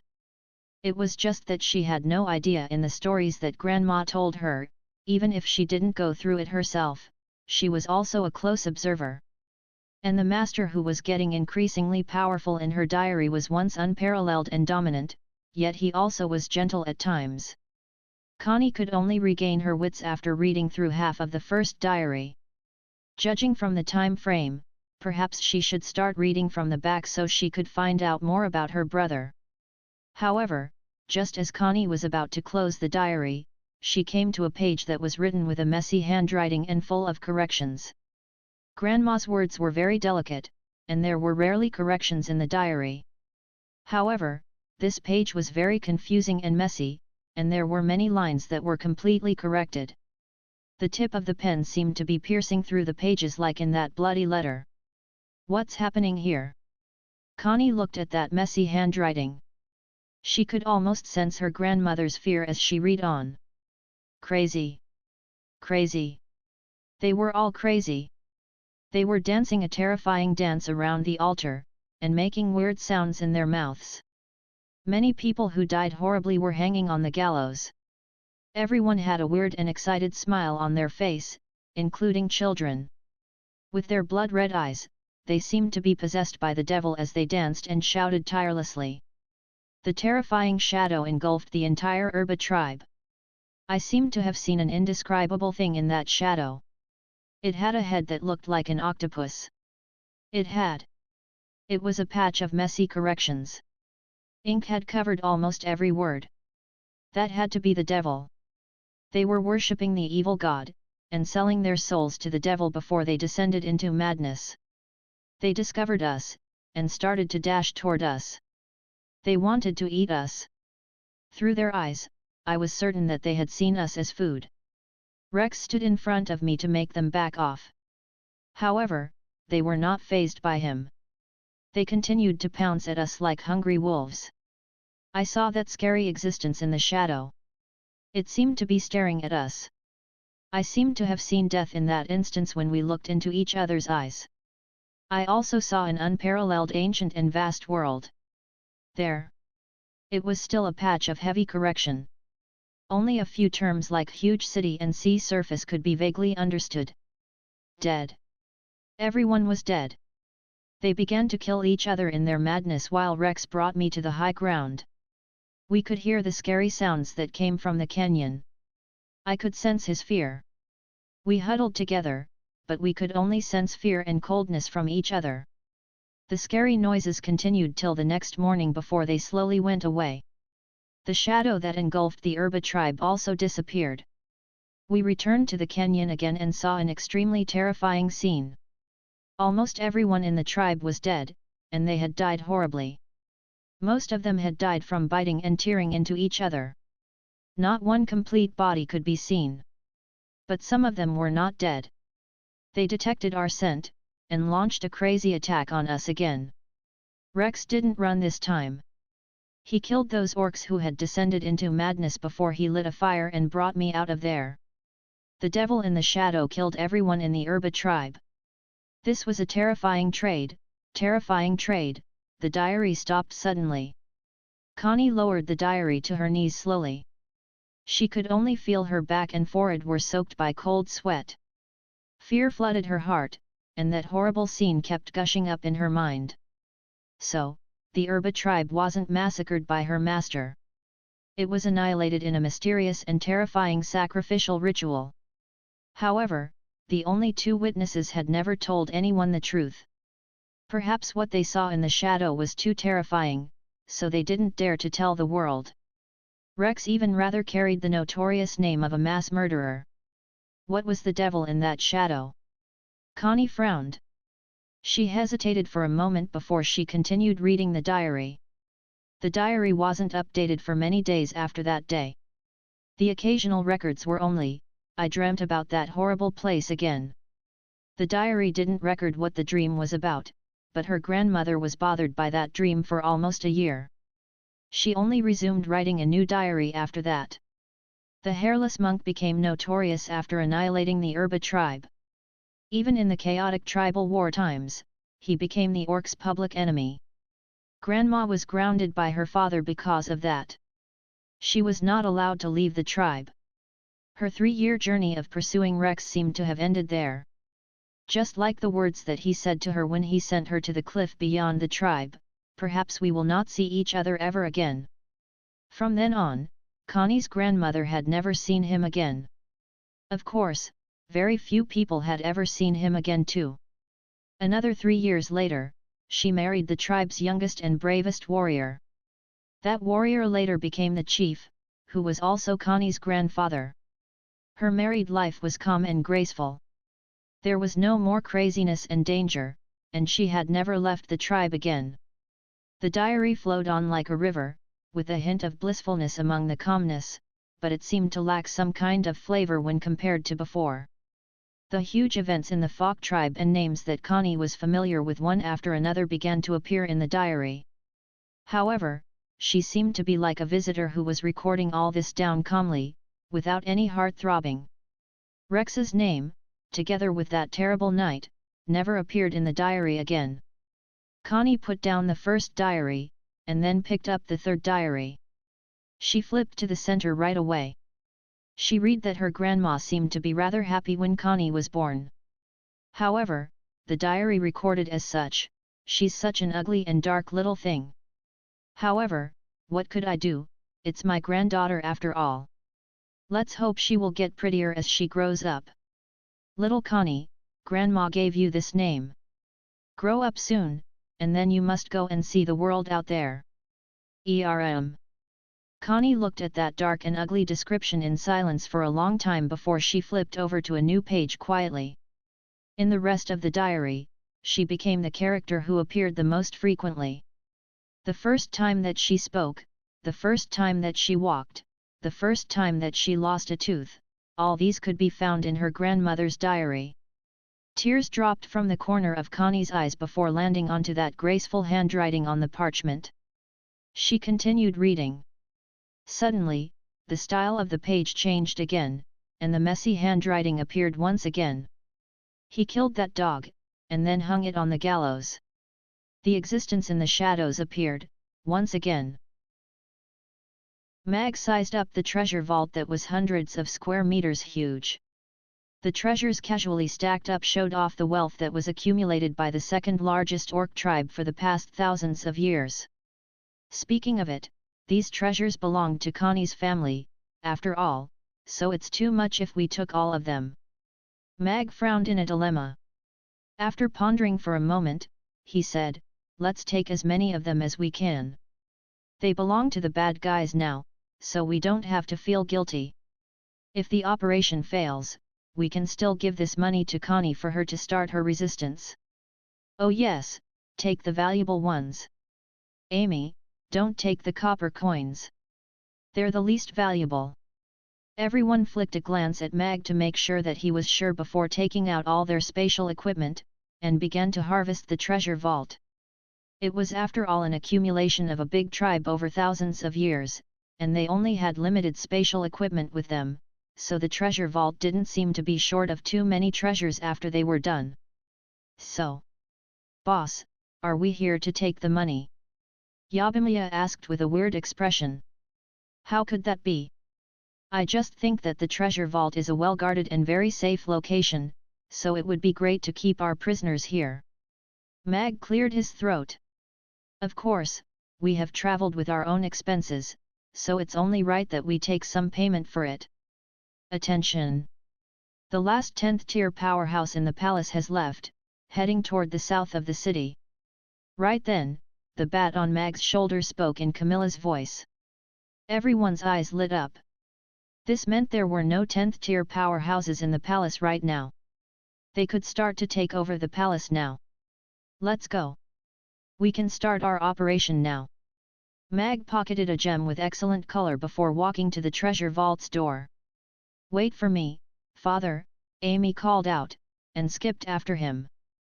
Glowing copper coins scattered all over the floor accompanied by clanging sounds. Little Amy, the copper coins were worth the least.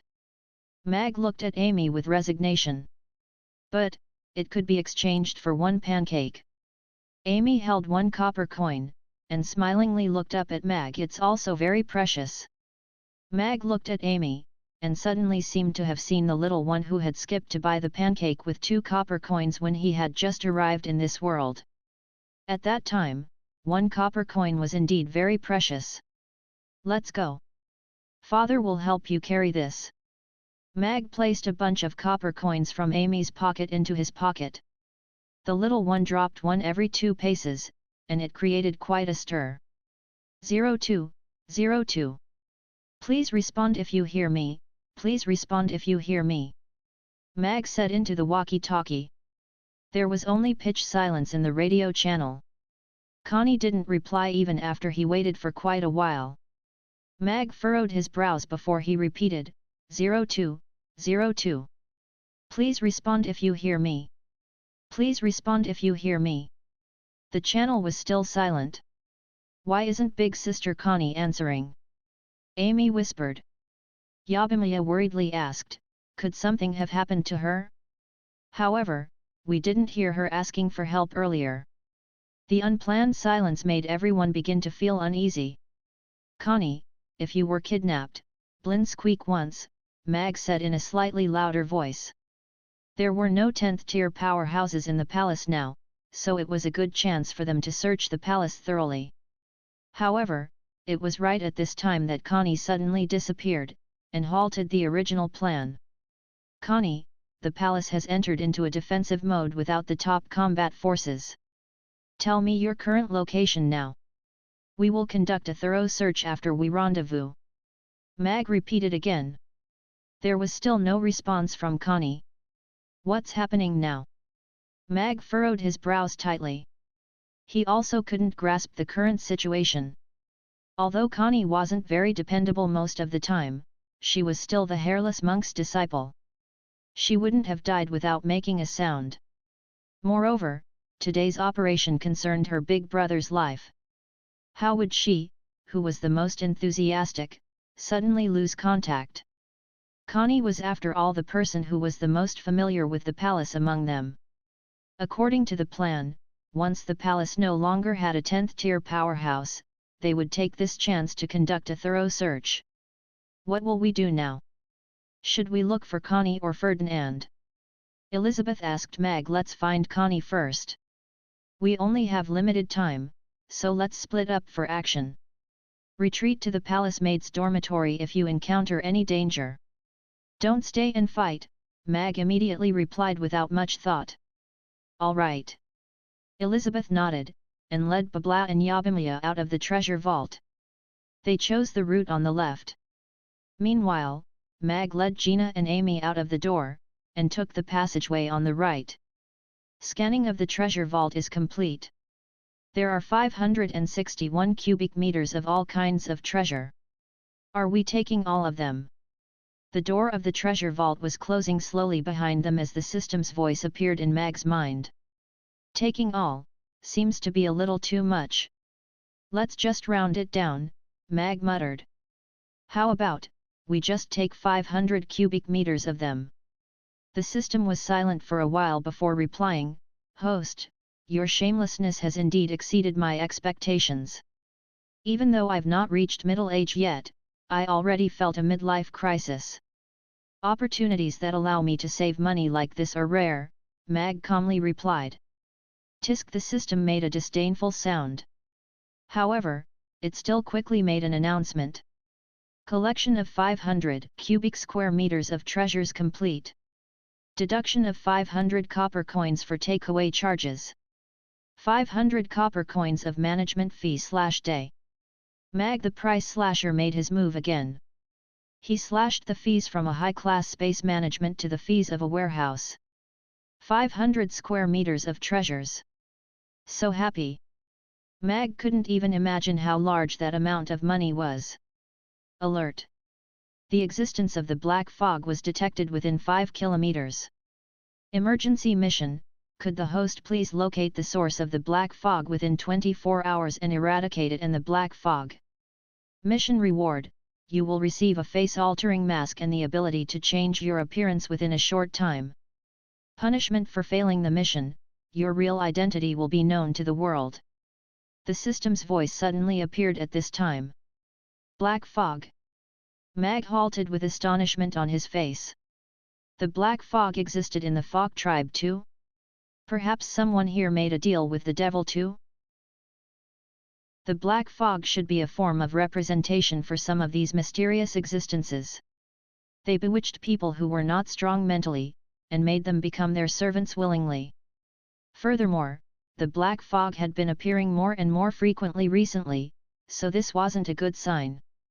Mag wasn't sure if those mysterious existences had the power to break through the seals, or if they were already awakened from their slumber, and were trying to gain the control of this world again. The emergence of man or even the much older giant dragons were still very young when compared to the long passing of time. If the great old ones really existed, and were attempting to regain control of the world, this could be a terrible disaster for every existence in this world. Could it be Gary? Mag frowned as he pondered. Gary was Connie's uncle, who was her father's younger half-brother with different mothers. And it was such a trusted person who was given important tasks by Connie's father that planned that horrible rebellion. He led his troops into the palace, and slaughtered the chief and most of his family. The desire for power was enough to drive one crazy, and it wasn't surprising that Gary wanted to kill the chief for the position himself when being a bastard child who was treated differently since he was young. However, to commit such a crazy crime, there had to be some kind of juncture. What Mag needed to ascertain was whether this juncture had anything to do with the black fog. If that was true, he would have to kill Gary, and then eradicate the black fog. "Father, what's wrong?" Amy asked Mag, who had stopped walking. "Nothing. Let's go." Mag moved on. It was easy to ascertain if Gary was the source of the black fog. Mag, who had encountered the black fog twice, only needed to meet him to judge whether the black fog existed on his body. However, where are we going to find Connie? Gina asked worriedly. The complicated palace building made her a little uneasy. Her family's palace was much simpler than this. "We can only try our luck now," Mag replied with resignation. Because there was no internet, he couldn't pinpoint their locations using the walkie-talkie. Furthermore, Connie had lost contact without any signs. She also didn't make any special sounds through the walkie-talkie before, so there could only be 3 possibilities: 1. Connie dropped the walkie-talkie, 2. Connie turned off the walkie-talkie herself, and went out of contact, 3. Connie's walkie-talkie had malfunctioned. This system promised with my integrity that the products that I manufactured have a guaranteed quality. The system's solemn voice sounded. Then, did the walkie-talkie drop, or did Connie have a mishap? Mag pondered with tightly knit eyebrows.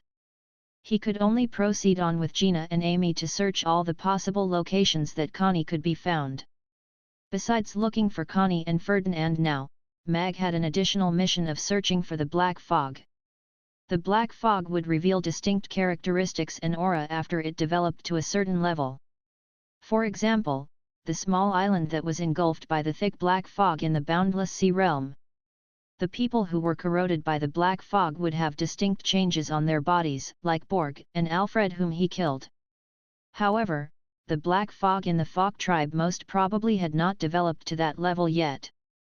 Otherwise, Irina and he should have already sensed that evil aura's presence. He needed to locate the source of that black fog within 24 hours and eradicate it. This was most probably not an easy task. What a boring game! Irina appeared on the top of a high wall and looked down at Basil, who was sizing up his surroundings with an alert expression and not making any move. She shook her head boringly, and looked toward the south of the city with a pondering expression. If she worked together with the hairless monk, she was 80% confident that they could kill those 3 10th-tier orcs first before getting rid of that 10th-tier orc down there, completely eradicating all the Fog tribe's top combat power easily. However, before they set off, Mag had a deep discussion about the orcs' situation with her. The Og tribe had 6 10th-tier orcs and a huge number of orc troops, so it was very powerful. Currently, the Fog tribe could check and balance the Og tribe and the orc species with their similar numbers of high-end combat forces.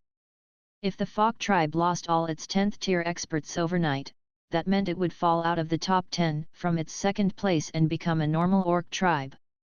This was not in accordance with their plan of balancing the power between the orcs' pro-war factions and the pro-peace fractions. It would even allow the Og tribe to be the one and only tribe in power and speak for the entire orc species. What a bother! At most I will go to the Og tribe and chop down a few rotten fellows. Irina furrowed her pretty eyebrows as she kicked a boulder toward Basil below. Gary, wearing a set of gold and silver armor, appeared from the dark night on a giant purplish gold lion, and coldly said to Rex, "Hairless monk, how dare you appear in Twilight Forest and kill so many of my people again?" 2 squads of heavy cavalry in black armor neatly marched out with the same spears in unison, in full preparation. Rex looked at Gary with narrowed eyes, but he still said in a calm voice, "So, you are that King Slayer. I am only taking back what belongs to me rightfully. The position of chief should be mine." Gary laughed loudly, and pointed the almost 2-meter-long golden saber at Rex. "Are you, this lowlife who massacred your father's tribe, trying to lecture me? You killing your king has nothing to do with me, but you shouldn't have forced her to her death. She was a kind girl." Rex looked at Gary calmly as he clenched his fists slowly. "I've killed so many people, I don't know whom you are talking about." Gary pursed his lips with disdain before chuckling. "However, this isn't important. I will be killing you too tonight. In this case, you can rest in peace with that kind girl of yours." Daryl and Kurt laughed together with him. Gary had arrived, and it was 3 against 1 on the same level. They were confident to make him stay even when he was the hairless monk. "You should repent."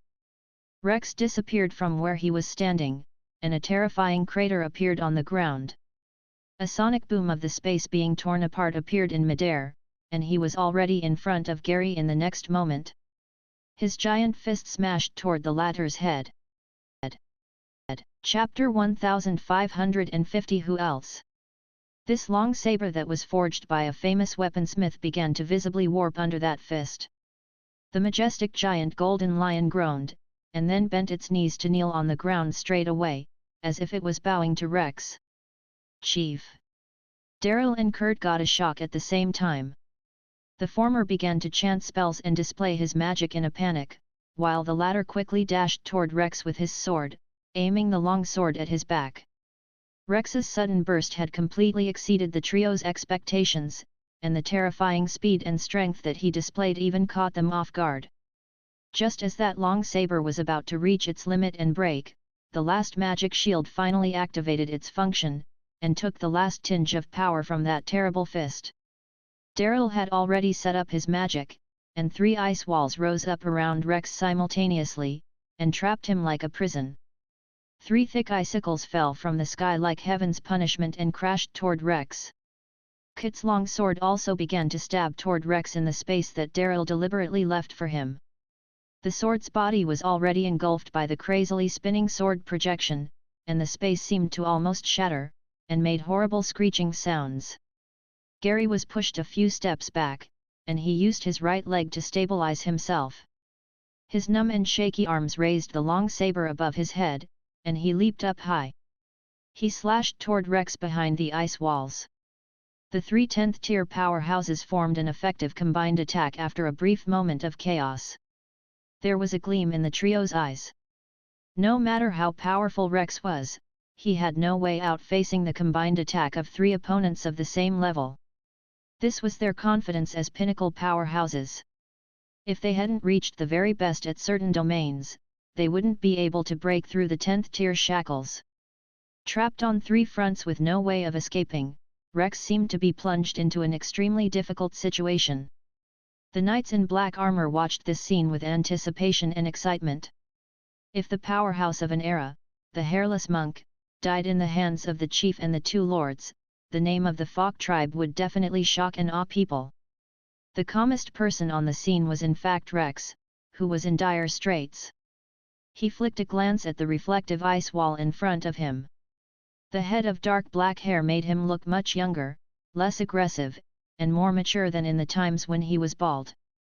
However, many people seemed to have forgotten that even though his hair had grown out, he was still that hairless monk. Therefore, he lowered his head and crashed toward the ice wall in front of him. Bam!